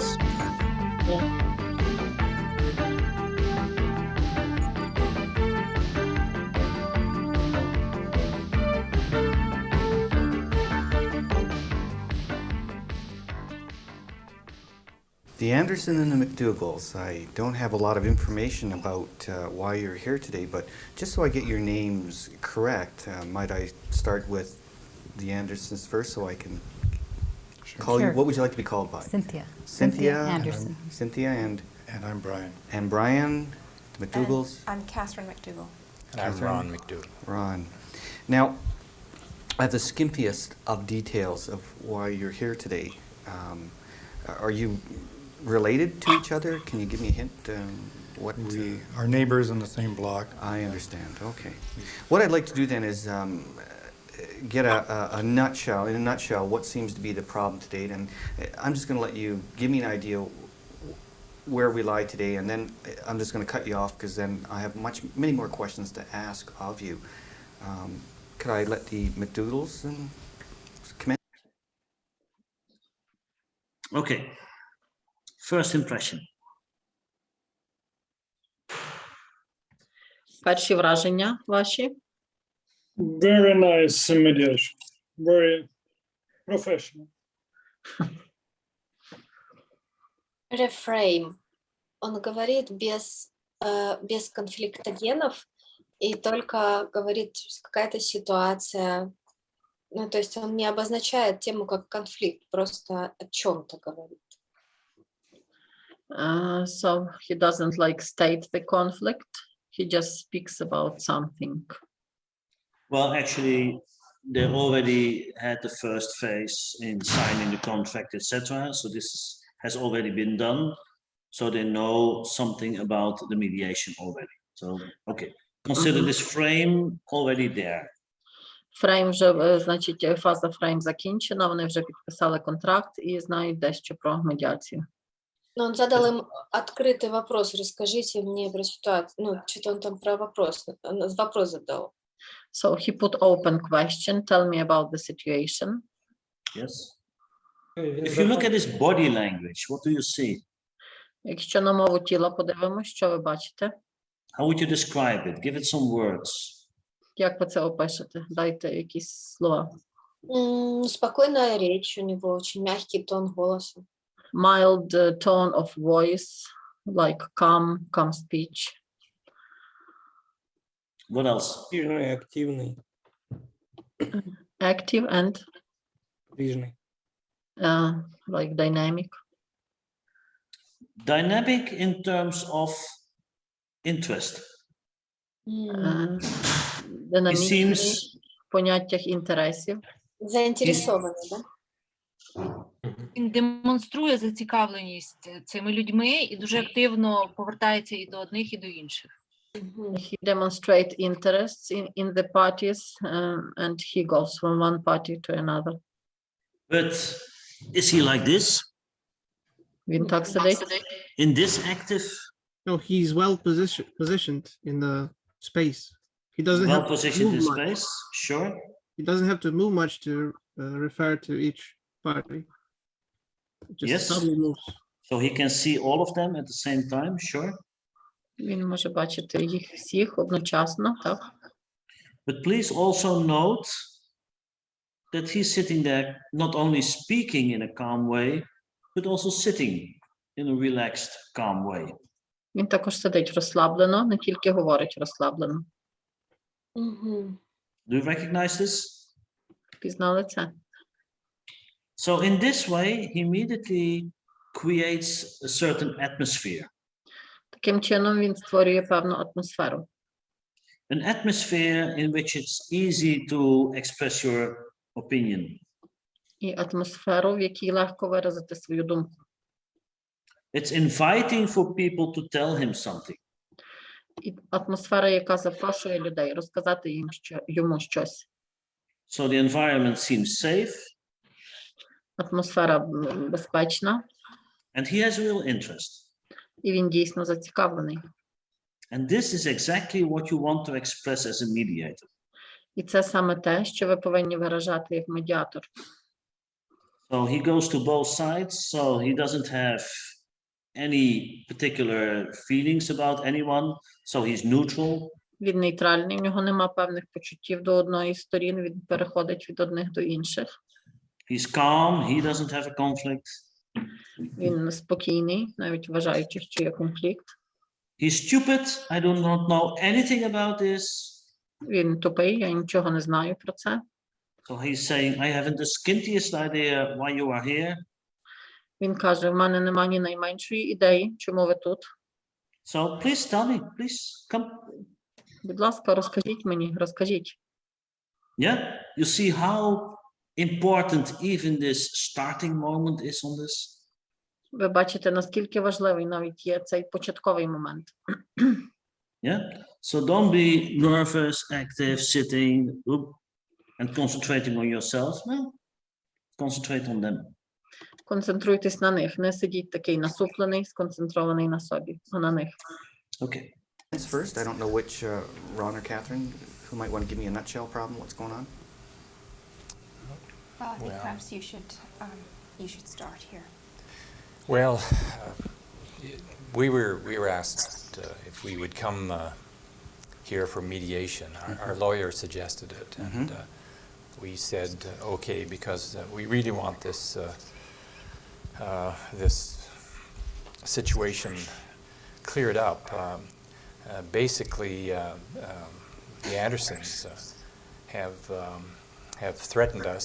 Well, through their lawyer, they've sent a letter indicating that we are to pay some expenses for their son Adam, who was in a fight with our son Joe, and we went back to our lawyer when we got this letter and said, look, this is unreasonable, you know.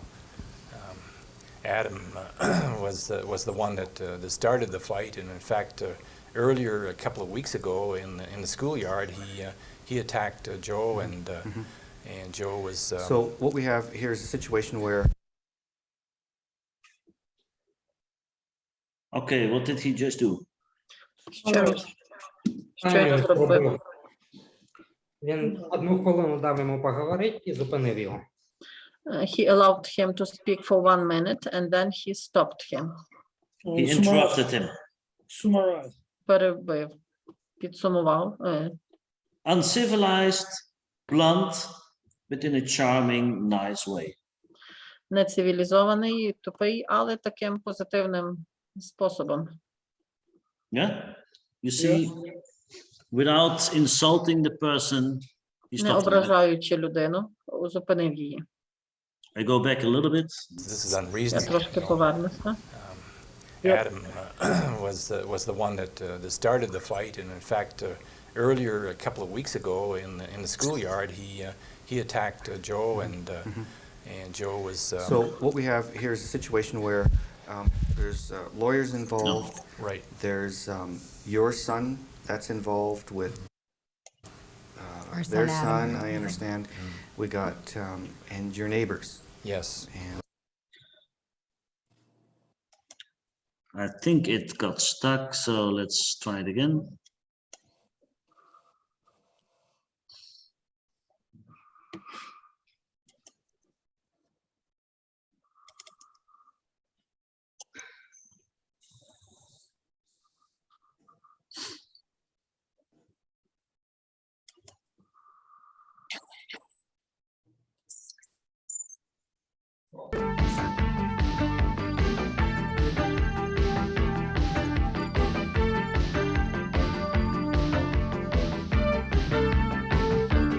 And we are seeing your outlook, not No video. the Anderson and the McDougals. I don't have a lot of information On the about audio. why you're here today, but just so I get your names correct, might I? You do. You only have the audio. Yeah, just audio. And your mail. And my mail. Oh wow, this is terrible. Come again. Better? Yeah, we can Okay. see it now. So did you already answer to my mail, Tanya? No? It was not for me. It was for Oksana Koval. Ah, okay. Well, Start with the Andersons first so I can call you. Sure. What would you like to be called by? Cynthia. Cynthia Anderson. Cynthia And I'm Brian. and Brian, the McDougals. I'm Catherine McDougall. And I'm Catherine? Ron McDougall. Ron. Now, I have the skimpiest of details of why you're here today. Are you related to each other? Can you give me a hint? What We are neighbors in the same block. I understand. Okay. What I'd like to do then is get a nutshell, in a nutshell, what seems to be the problem to date, and I'm just going to let you give me an idea where we lie today, and then I'm just going to cut you off because then I have many more questions to ask of you. Could I let the McDougals commence first? I don't know which, Ron or Catherine, who might want to give me a nutshell problem, what's going on? Well, I think Well. perhaps you should start here. Well, we were asked if we would come here for mediation. Our lawyer suggested it, and we said okay because we really want this this situation cleared up.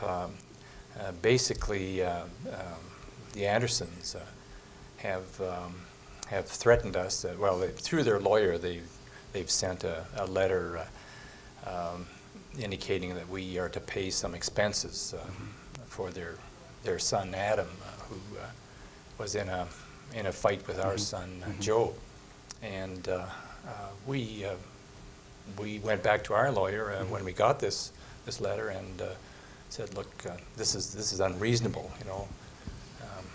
Adam was the one that started the fight, and in fact, earlier a couple of weeks ago in the schoolyard, he attacked Joe, and Joe was. So what we have here is a situation where there's lawyers involved. Right. There's your son that's involved with their son. I understand.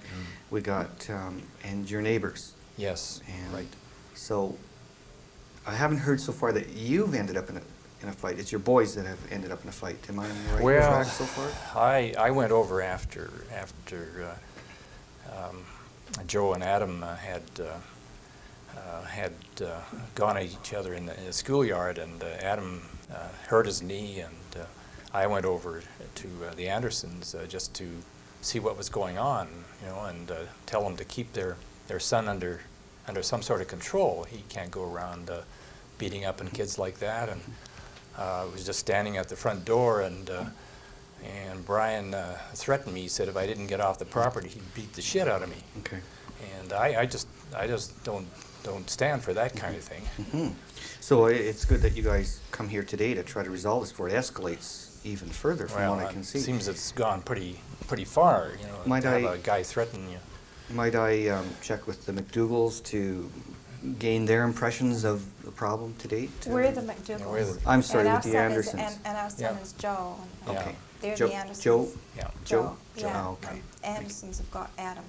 Okay. Is their son. I think we'd like to be compensated for the dental expenses that has been incurred as a result of their son Joe breaking our son's tooth. It's going to cost an awful lot of money, and I don't think that we should have to be responsible to pay for it when their son inflicted the damages on our son.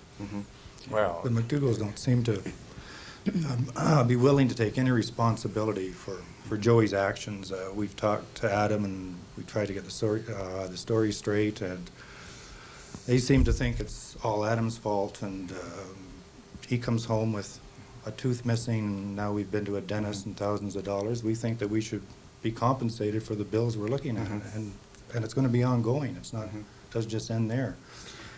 Let me ask this question. Where did this altercation occur? At your neighbor? Okay, is it possible to follow it? Is it difficult understanding it? Розумієте? Нормально вам? Can you understand the English? Можно тезисно, все-таки там два, сына, что там один другому сделал, какой он принес damage? What damage was done by? So, first, in the first questions, Першому запитанні. so he's summarized, yes? Він Yes. підсумовує. And then he asked another question. So what actually was he doing in this first part, in the first round of questioning? Що він робив у цьому першому раунді запитань? Как вы сюда пришли добровольно? Как вам involve? Как вы вовлечены в этот конфликт? И почему вы пришли добровольно или нет? Кто Why вас did сюда- you come here? Is it voluntarily? How are you involved in this conflict? In this mediation. In this mediation. What else from the interventions did you recognize? Що ще з інструментів ви впізнаєте? He indicated roles. He mentioned that they're neighbors, their Exactly. parents.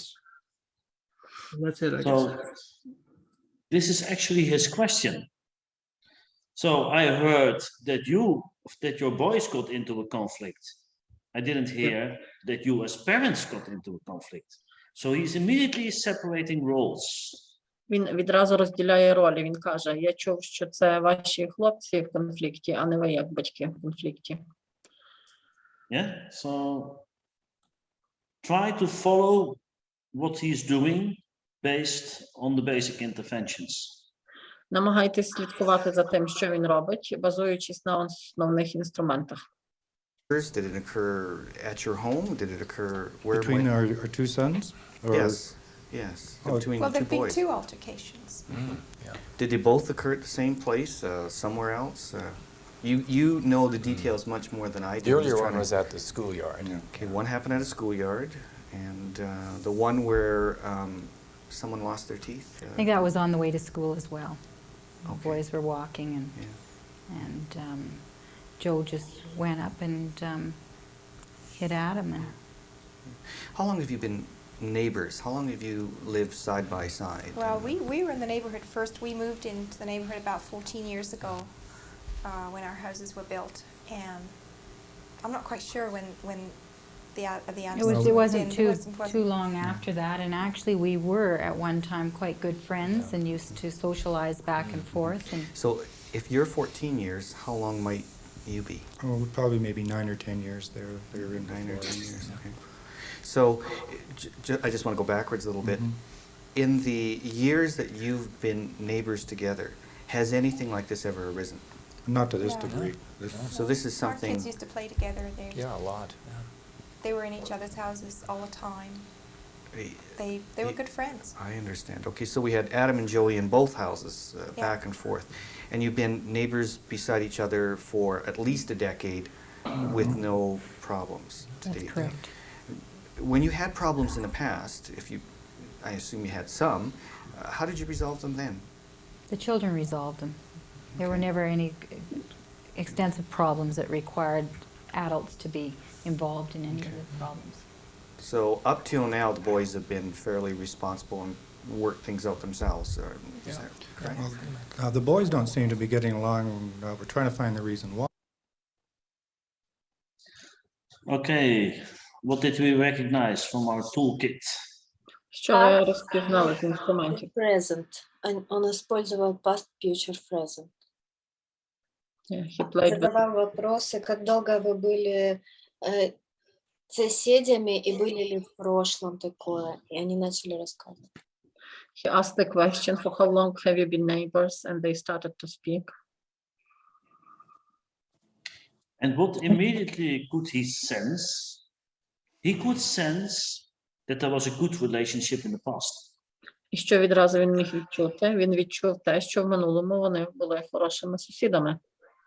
So this is why he keeps on asking about it to both sides. Ось чому він продовжує це запитувати обидвох сторін. So which aspects of the toolkit are used? Який тут аспект з інструментів використано?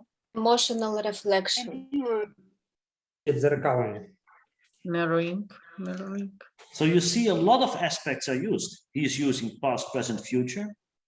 Він використовує минуле, теперішнє, майбутнє. emotional reflection, емоційне відображення, mirroring, віддзеркалення. but also at this moment he is normalizing. І також він нормалізує ситуацію.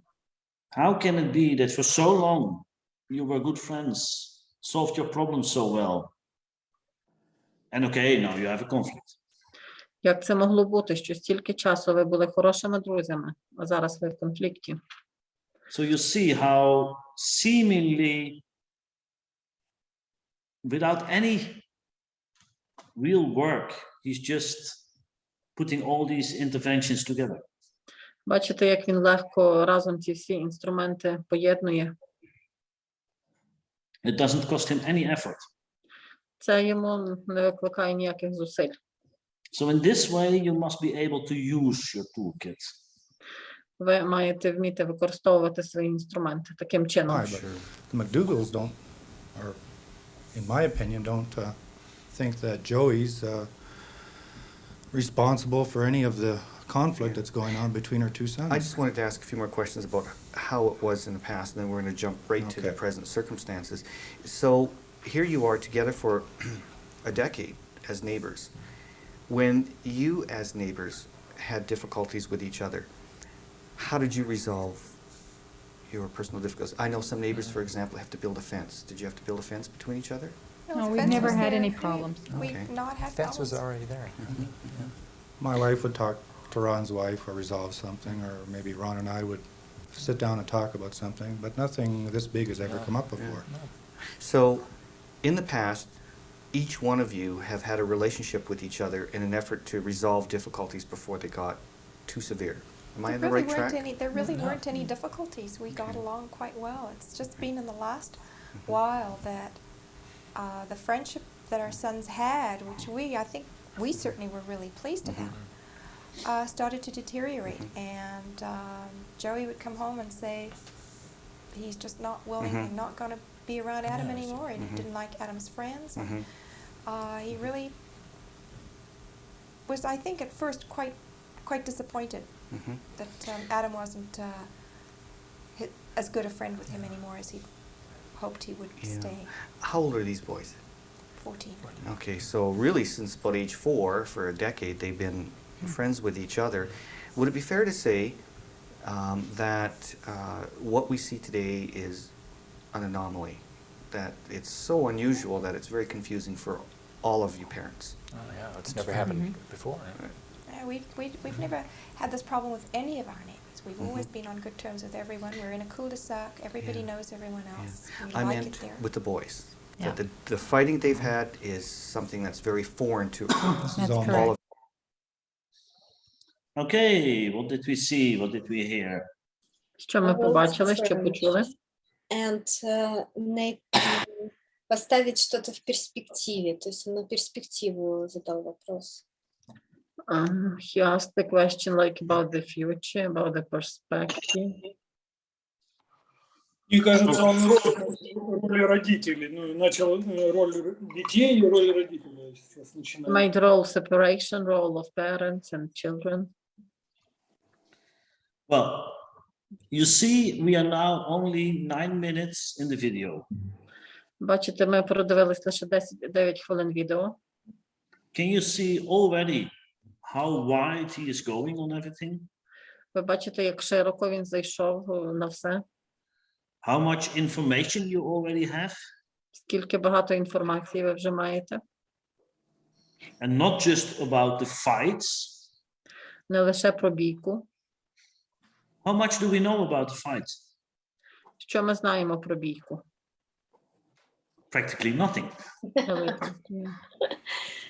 Yeah, he's asking wide, wider, widest. Він запитує широко, ширше, ширше. He's going past. Він йде в минуле. He's doing role separation. Робить розділення ролей. Playing with time, playing with things, normalizing. So this last part was very much about normalizing. Нормалізує, грає з часом, розділяє ролі. Остання частина була про нормалізацію. Даже хочется присутствовать там на медиации. Gleb would like to be present there at this stage. Yeah, so you see how easy, again, he is trying to manipulate them, maybe. Бачите, як легко він намагається маніпулювати в переносному значенні ними, But in such a charming way. але дуже таким милим способом. So what was the example of the normalizing? Який був приклад нормалізації? He said that they were living as neighbors for a decade and never had this big of a problem with each other. Yes, that's That's certainly the first normalizing. time. Yes. And it's very confusing. So Yeah, this is exactly what he is saying. So for a decade, from 4 to 14, these boys were together. So this situation is abnormal, were his literally words. Він каже, що вони вже 10 років як сусіди, живуть без конфліктів, і ця ситуація – це щось ненормальне. So with this, he says, okay, normal is the situation that they were good friends. Він каже, нормальна ситуація, коли вони хороші друзі. Now we have an abnormal situation that they're fighting. Зараз ненормальна ситуація, вони б'ються. But this is just one moment, just one small conflict. Але це лише один маленький конфлікт. Let's go back to the long period of positiveness. Затим є довгий період позитивності. So this is normalizing. Це нормалізація.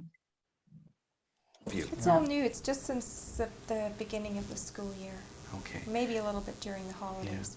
Would it be fair to say that the difficulties you have as neighbors is also anomalous? You've been together for a decade. This is something. Actually, this is a reframe. Це рефрейм. Yeah. So people are so much into the fight. Люди так багато думають про цю бійку. And now he's saying this is abnormal. І зараз він каже, це ненормально. Hey, now they look at it from another perspective. Давайте подивимось на це з іншої точки зору. Because for them at that moment, the reality, the fight is the big thing. Тому що для них цей момент, бійка – це щось велике. And with this reframe, he changes this perspective to this is abnormal and the other situation is normal. І з цим він змінює їхню точку зору. Він каже, це ненормально, а інші ситуації – це нормально. You see what a reframe does? Бачите, що рефрейм робить? Yeah, I think up until the boys were began having a problem, we had been friends, good friends. And you see he immediately gets a recognition from this woman.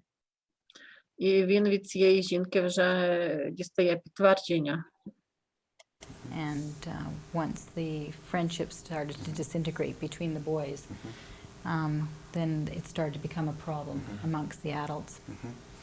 Now, I'm a little confused about this part. I've heard both sets of parents say that nothing really happened until the difficulties with the relationship that the boys had. I didn't hear you say that you had difficulties with each other. I hear that you have difficulties with the way your boys interact with each other. Am I off track? Can you give me some... We were just really surprised when we wanted to try and clear things up with Brian and Cynthia that they took this really negative approach to us and became so I can only say abusive. We were completely taken off guard, and then when we got a lawyer's letter from them, this is just not something that, you know, we've heard that it happens to other people, but we're very reasonable. Well, we have to back up here, I think. We approached Ron and Catherine about the costs that we have to incur with the dental work, and we felt that we shouldn't have to incur all of it. And they said it's all our son's fault. He was the cause of it, and they're not going to be responsible for 1 cent. So I think from there, things just escalated, and us kind of hitting each other head on and saying, no, it's not our son's fault, it's yours.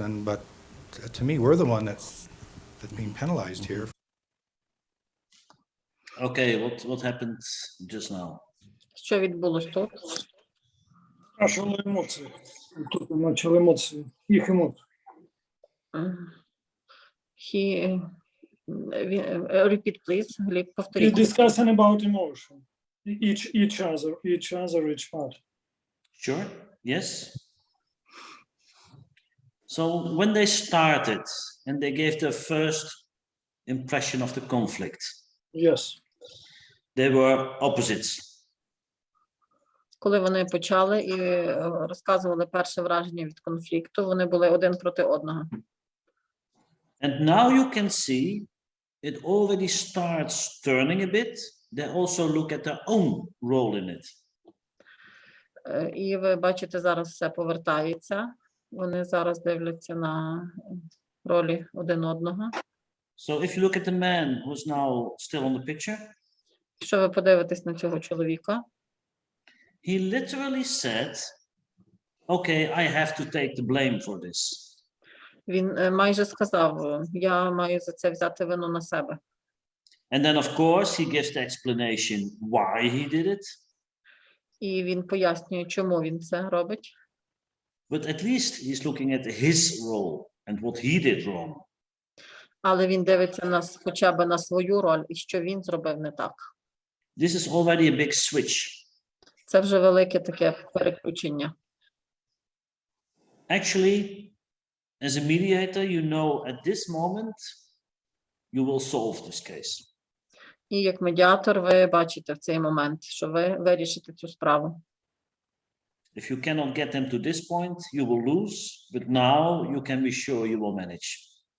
Якщо вам не вдається їх довести до цього пункту, ви програєте, але зараз ви бачите, що ви вже виграєте справу. Що ви зможете це Volodymyr, зробити. you are nodding. Володимир, ви погоджуєтесь? I am nodding, but it's kind of confusing still. Tell me, what is confusing? You know, I didn't see how the point that you were making about this man's taking the fault, taking the blame. So, listening to his words. So, what did he say? Що він сказав, цей чоловік? Он сказал, что я готов взять всю вину, но только не платить большие деньги за дэмэдж, что можно все сделать без лоуэра. И для него было непонятно, почему не обратились к юристам. Они решили это между нами. He said that that was my guilt. He was ready to take this guilt, but he wasn't ready to pay for it, and he didn't understand why they didn't address the lawyer. So, And became so. we just have the voice, we do not see this. I can only say abusive.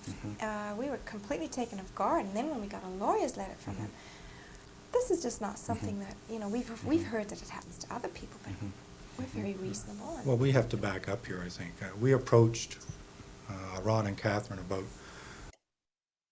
You hear, Volodymyr? We have to back up here.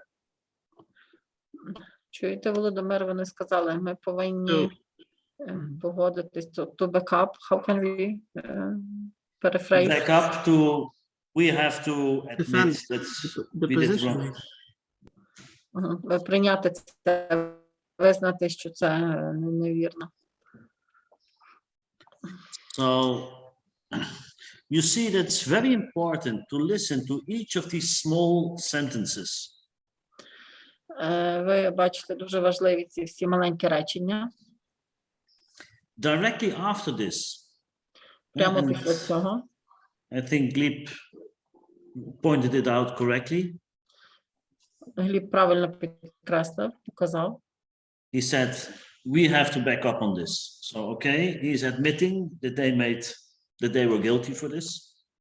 Він визнав, цей чоловік, що вони винні. Він сказав, ми тут наша вина. But then he is expressing in a long way why this was logic. І потім він пояснює довго, чому це логічно. If you do not pick up the first sentence and only look at the long explanation afterwards, Якщо ви не будете дивитись на першу фразу, а тільки на довге пояснення, яке йшло після, you miss the real important point. ви пропускаєте важливу частину. The point you have to move on. Пункт, де ви повинні йти далі. Yeah? Is it clear more or less how it works? Зрозуміло більш-менш, як це працює? More or less. Well, looking at the time, is the homework clear? Чи домашня робота зрозуміла? Дивлячись на час. Actually, it's the video is cut in two. Відео поділено на дві частини. In total, about 45 minutes. В загальному це 45 хвилин. And it's your task to evaluate it in the same way as we did now with the first part. І ваше завдання розглянути так само другу частину, як ми зробили з першою. So I want to hear exactly what did you recognize on the basic attitude. Я хочу чітко, щоб ви розказали, що ви помітили з основних з відношення. Lazy, stupid, homeless, blunt. Лінивий, тупий, бездомний. The basic skills. Базові вміння. And the basic interventions. І базові інструменти. Yes? Так. Okay. Well, Lina, how was your evening? Ліна, як був ваш вечір? Для мене було сьогодні трошки складно, бо моя англійська не є настільки чудова, і для того, щоб перекласти це відео, мені потрібно більше часу. Тобто я, до речі, маю прослухати трошки повільніше, щоб його перекласти собі в голові. It was a bit difficult for me to understand video because it was in English. I need more time to understand it. І ще хотіла вас запитати на рахунок домашнього завдання. На початку, якщо я не помиляюсь, ви казали, що надішлете нам якусь форму, яку ми маємо заповнити. And concerning the home task, you told us that you'll send the form, which we help to fill in. Чи це має бути як характеристика, от щось такого? Yeah, she has the question about the form. Should it be like a characteristic or? I just list all the interventions, possible interventions, and you have to give examples in this form. Я перерахував всі інструменти, і ви повинні там вписати приклади з відео в цих інструментах. Зрозуміло. Дякую. Сьогодні заняття було дуже інформативне. It was very informative lesson today. Okay. Eugenia Kapalkina. Yeah, maybe you can speak English. It will be better. Eugenia Kapalkina, can you reflect on the evening?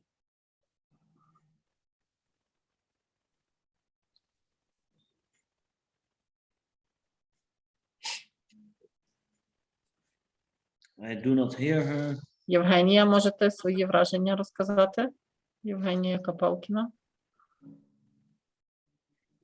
Cannot hear. No. Okay, let's first go to Herbert then. Herbert.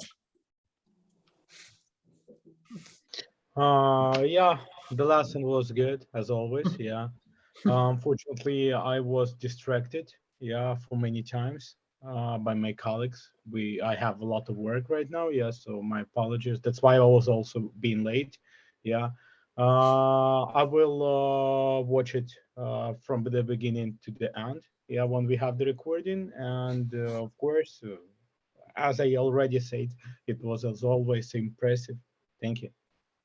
Well, now I understand why you needed the coffee so much if you have so much work at the same time. Тепер я розумію, на що вам стільки кави, як у вас так багато роботи. Julia. So today very cool. Thank you for a good explanation.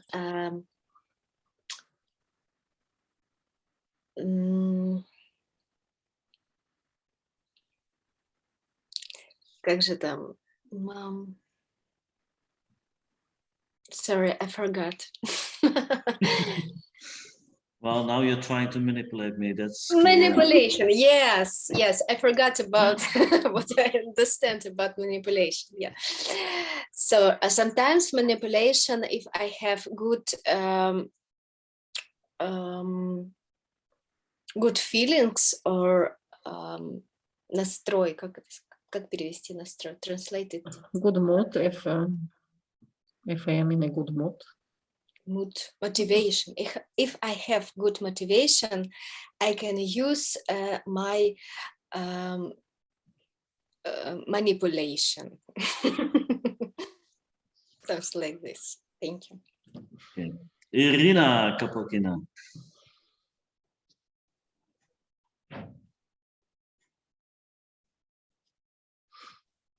Irina also cannot hear us. Glip. Я буду говорить об эмоциях. Я не знаю, где вы нашли такие слова, что в Восточной Европе не любят говорить эмоции. Я говорю только эмоции. Я не говорю о фактах никогда.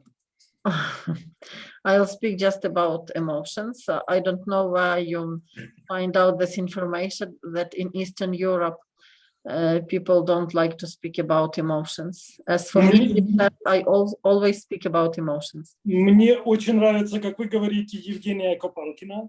Очень. I like how you pronounce Евгения Копалкина. Мне очень нравится быть с вами. Я excited about вашего участия. Я посмотрел вчера какого-то израильтянина. Я понял, что вы это number one on the world. I like being with you, and I think excited, not excited. Yeah. For your performance, and for me, it's the one best performance in my life. Yeah, and Diana is number one in the world. Мне очень нравится, как Лина. Вот я получаю удовольствие от людей, которые умеют сформулировать красиво, культурно. Она не говорит я, она говорит я считаю. Она выхована. Я получаю удовольствие от вихованості людини. Я хочу родителям сказать спасибо Лене, что ее так выховала. Как она ставит запитання, она уже медиатор. Для меня это, я получаю удовольствие от выхованных людей. Когда они не говорят я, а когда она говорит от второго лица, от третьего лица, она не от себя, она говорит, для меня это высший пилотаж. Glib likes a lot how Lina expresses her points of view, how well-behaved she is, and he wants to thank you, her parents, for such well-behaved daughter. Yeah, he enjoys the company greatly of such people. Yeah. Well, just to be serious in my answering, we now trained some hundreds of people from Eastern Europe on mediation. Ми зараз тренуємо сотні людей по медіації з Східної Європи. In the assignments, in the assessments, in the end, we have to score them on all aspects. І в кінці при оцінці ми повинні їх оцінити по всіх аспектах. And there we very often see this problem of emotional reflection, that they forget this, do not want to discuss this, or it's just not in the system. Це не в системі, вони дуже часто не хочуть говорити про емоції, про їхні відчуття. Я могу приехать, извините, и помочь вам разговорить их. Я в этом номер один. Glib can come and help you to make them speak. He is number one in this. We have a lot of psychologists from Ukraine at this moment here in Dordrecht doing the teaching for the children. У нас є багато психологів в Нідерландах з України, вони вчать дітей тут. I thought it was just because they were from Ukraine. I would tell them that there are people who do talk about emotions. So thank you, Glib, for changing my perspective on this. Дякую, Гліб, що змінили мою точку зору з цього. Volodymyr. Yes, so, well, this lesson finally gave us tools. So now it's a little bit more clear what it should look like and how we should exactly do the mediation. So that's useful, and it's now we can feel a little bit more confident about what we would be trying to do. Thank you. Very good. Jevgen. Today I got a lot of information about tools, and now I need some time to get it all set in my head. Thank you for it. Well, during your sleep, it will all be there. Tomorrow morning, you know everything. Maybe. But then doing it, that's another thing. Okay. Важливо практикувати, робити це все, що ми вивчили. Andrei. Так, ну в своїй рефлексії я, по-перше, зроблю Герберту комплімент, тому що він уже на чверть у нас медіатор, бо він лінивий, він не переводить себе. I want to make a compliment to Herbert. He is lazy. He is 25% mediator already. А тільки скажіть чого, бо він не переводить. Он, как называют Байдена, Sleeping Joe, он Sleeping Herbert. Ну, Well, except for the point of personal interest, that's another thing, but okay. Ну, насправді я після цілого дня роботи йшов вже такий трошки втомлений і думав, що мені буде доволі важко сприймати інформацію. After my difficult working day, I thought it would be difficult for me to understand the new information. Ну, тим паче ледь встиг тільки на лекцію, але в загальному я зараз навпаки більш енергійний, ніж коли воно починалось. And now I am even more energetic than in the beginning of the lecture. Yeah, me too. I don't know why. Тепер можу сказати, що інструменти круті насправді, але вони як елементи рукопашного бою, поки їх не відпрацюєш, не зрозумієш і тіло не запам'ятає, вони не є ще корисними. Sorry, one moment. Ik heb er hier 2, dus dat is niet dat ik weet. In Holland, you don't speak Holland language. Flamand. Sorry. There's one person in the world who goes above all of you. Sorry. Sorry, Andrei, I interrupted you. Яка важливіша за вас всіх. We left off when you said you were more energetic. Yeah, and Andrei also said that all toolkits are very cool, but they are like elements of the fight. You should train on them. Until you train, well, they don't work. You should train. А хочеться як в матриці сказати, як Ніо казав, я знаю кунг-фу. I want to say, like in Matrix, I know Kung Fu. Дякую, Ян. Будемо вчитись і відпрацьовувати. Дякую, Андрей. We'll learn and practice. Тарас. Сьогодні було дуже багато цікавої, але складної інформації. І на початку нашої лекції я все думав, як це можна все запам'ятати і тим більше використовувати в реальності. There were a lot of interesting but difficult information, and at the beginning of our lesson I thought, how is it possible to know and to use all of it? Але після того, як ми подивилися реальний приклад, як професіонали це роблять, і дуже дякую, що ми це побачили. І я зрозумів, що це не тільки реально, але це має знати кожен професійний медіатор цю інформацію і її використовувати. And after watching video, I realized that it's quite possible. Every professional mediator should know how to do it. Дякую за цікавий урок сьогодні. Дуже цікавий. Very interesting. Welcome in mediation world. But actually, many people do not do this to become a mediator. Many just use it in their daily contacts to others. Багато людей не використовують це як медіатори, а просто в щоденному житті. So I think it's useful in any situation. Це корисно в будь-якій ситуації. But thank you, Taras. Дякую, Тарас. And as Jevgen already said, we have to practice. Треба практикувати багато. Okay, Irina, are you with us or not? Ірина, ви з нами чи ні? Of course, I am not alone. My sister have some technical problem with her note. Well, at least no problems as Yeah. sisters. Щонайменше нема проблем, як це. Technical problem. Я перейду на українську. Хочу сказати, що дуже цікава була сьогодні лекція, як, в принципі, попередня лекція.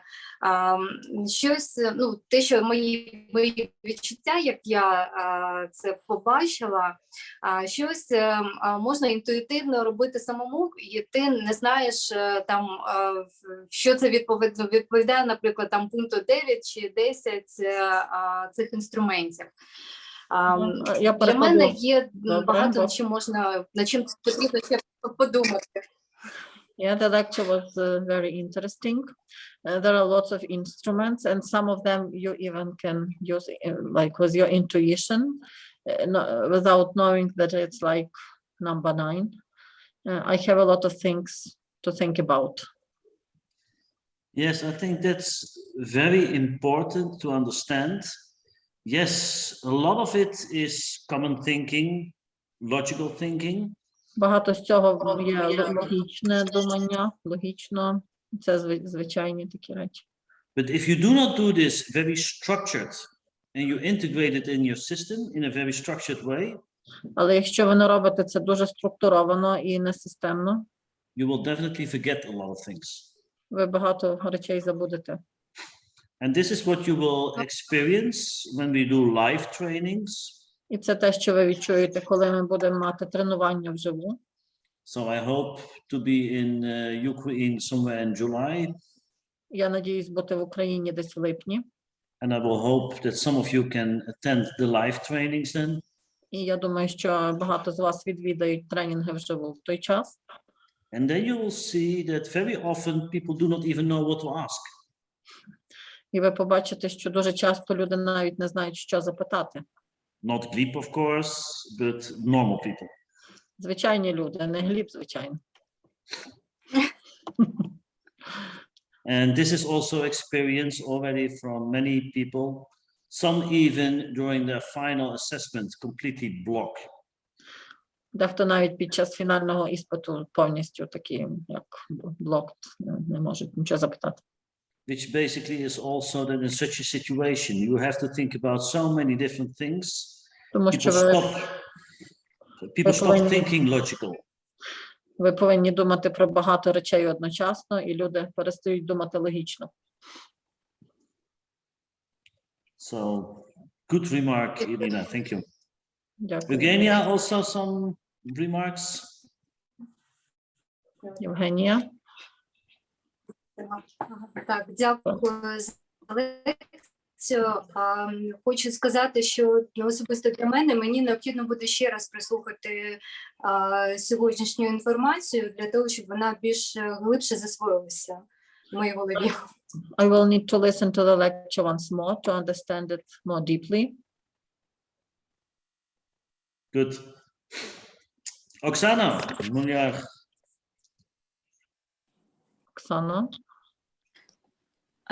Так, я перепрошую за свій зв'язок, тому що почалася повітряна тривога, і мені довелося переходити в безпечне місце.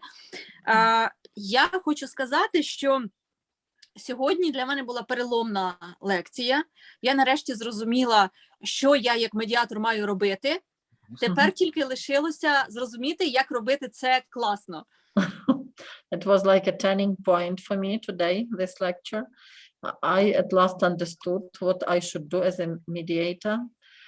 Now I have to learn how to do it in a good way, perfectly.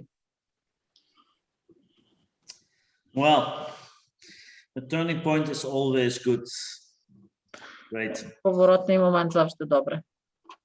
Okay, Anastasia, how was your evening? Anastasia. Well, I would like to thank you for this session. Actually, I was very surprised when I heard that it is forbidden to ask the question which start with why, because Why? because I read a book. Come on, why?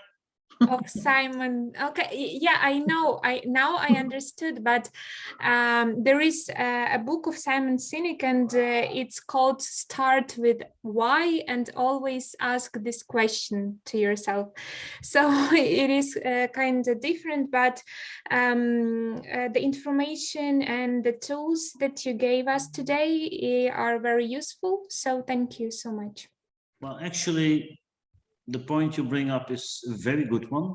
Why is the why of cynic a completely different why than a why in a conflict? If cynic is asking the why, he is challenging the organization to explain why they do what they do. Here, if you ask this from one of the parties, you force them to explain themselves, which of course is exactly in a conflict with the opposite party present, not the right thing to do. CNEC will also not ask the why when the competitor is there. Okay, thank you, I understood. Yeah, so, but very interesting remark, yes. Okay, Lilian, to finish it. Yeah, thanks for working in such great company. I enjoy greatly. A bit of challenge for me to translate new information, yeah, but try to do my best. Thanks for a wonderful evening and for everyone being present. Well, nice words to finish. Have a great evening. I will send you the video as soon as possible. And then I hope to have a little bit more of your evaluations than from the last one. Я надішлю вам скоро відео і очікую, що буде більше домашніх завдань, оцінок, ніж минулий раз. Okay. Have a nice evening. Bye-bye. I have one short questions. Ще одна one short question. I have questions about time for lessons 10 June. We have time beginning lessons at 3 o'clock in European time. Yeah, and 2 o'clock it's like free. For all of students, it's at normal time or it's okay? Because I think that is like work time and maybe not to all will be. So I want to ask for all, for us, it's okay time or not? For us not. Я думаю, что это все-таки зависит от Яна. Нормально ему? Нет. Нет, если возможно поменять время. Давайте спросим просто. Can we change time? Because Herbert, help. Yeah, Jan, is there any available hours except this time? If it's possible, of course, like, yeah. Wow. You like, do understand that to me, this is all actually my private time. I'm doing this for you in my private time. Okay, yeah, we got you. So, but no problem, no problem. I can go to the evening if that's preferable. Може бути ввечері, якщо так краще. Yes. You see, I mean, normally, if I do it too often, now they bring me strawberries to eat, and because I miss dinner. But if I do it too often, I will not get anything, I'm afraid. But okay, let's go next time. Just kidding. Next time, same time as this evening. Is that better? Так, як сьогодні на 7. To all of you? Yes? Okay, I will change the time. So next time also. А можно попросить Яна сказать что-то на фламандском? Немножко. Он же без ужина. What did he say? He wants you to speak Flemish language. Wat zou ik in het Nederlands moeten zeggen dan? Very nice. Het is, well, actually, it's not Flemish. Flemish is not, it is kind of Dutch, but the original Dutch is completely different from the Flemish. Not completely, but it is different. Thank you, Roman. Very well. Голландська відрізняється від фламандської. So Dutch looks very much like German. Голландська більш до німецької схожа. Okay, Tanya, last words from you. All of a sudden you're back. Tanya? Did you get anything from the lesson? Oh, sorry. Doesn't matter. Today I'm like a phone calling woman. Everybody calls me all the time. That's why I get almost nothing. Be careful what you say. We decided not to talk about sex today, so. It's not about this. Okay.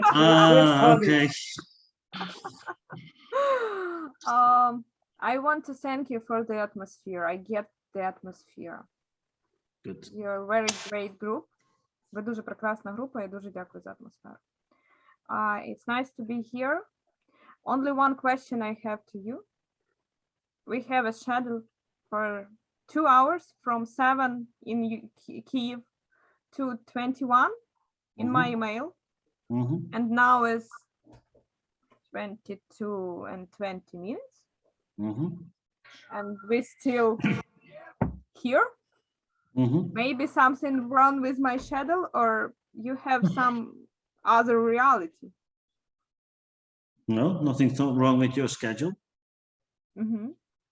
Your schedule is very correct. So normally we do it in 2 hours, but with all the translation in between, it takes double time. So actually we are 45 minutes early.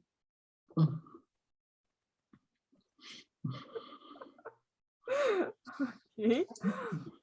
Good reframe. Да, reframe. Okay. No, I was asking to understand for the next time to make. Well, I asked in the beginning, okay, do you mind? Because normally we need more time, and especially with the translations in between, it takes more time. So language barrier is always a problem. Okay. But okay. And they all said, no problem, we can do it. And Andre only gets more energetic from it, so we try to energize him as much as possible.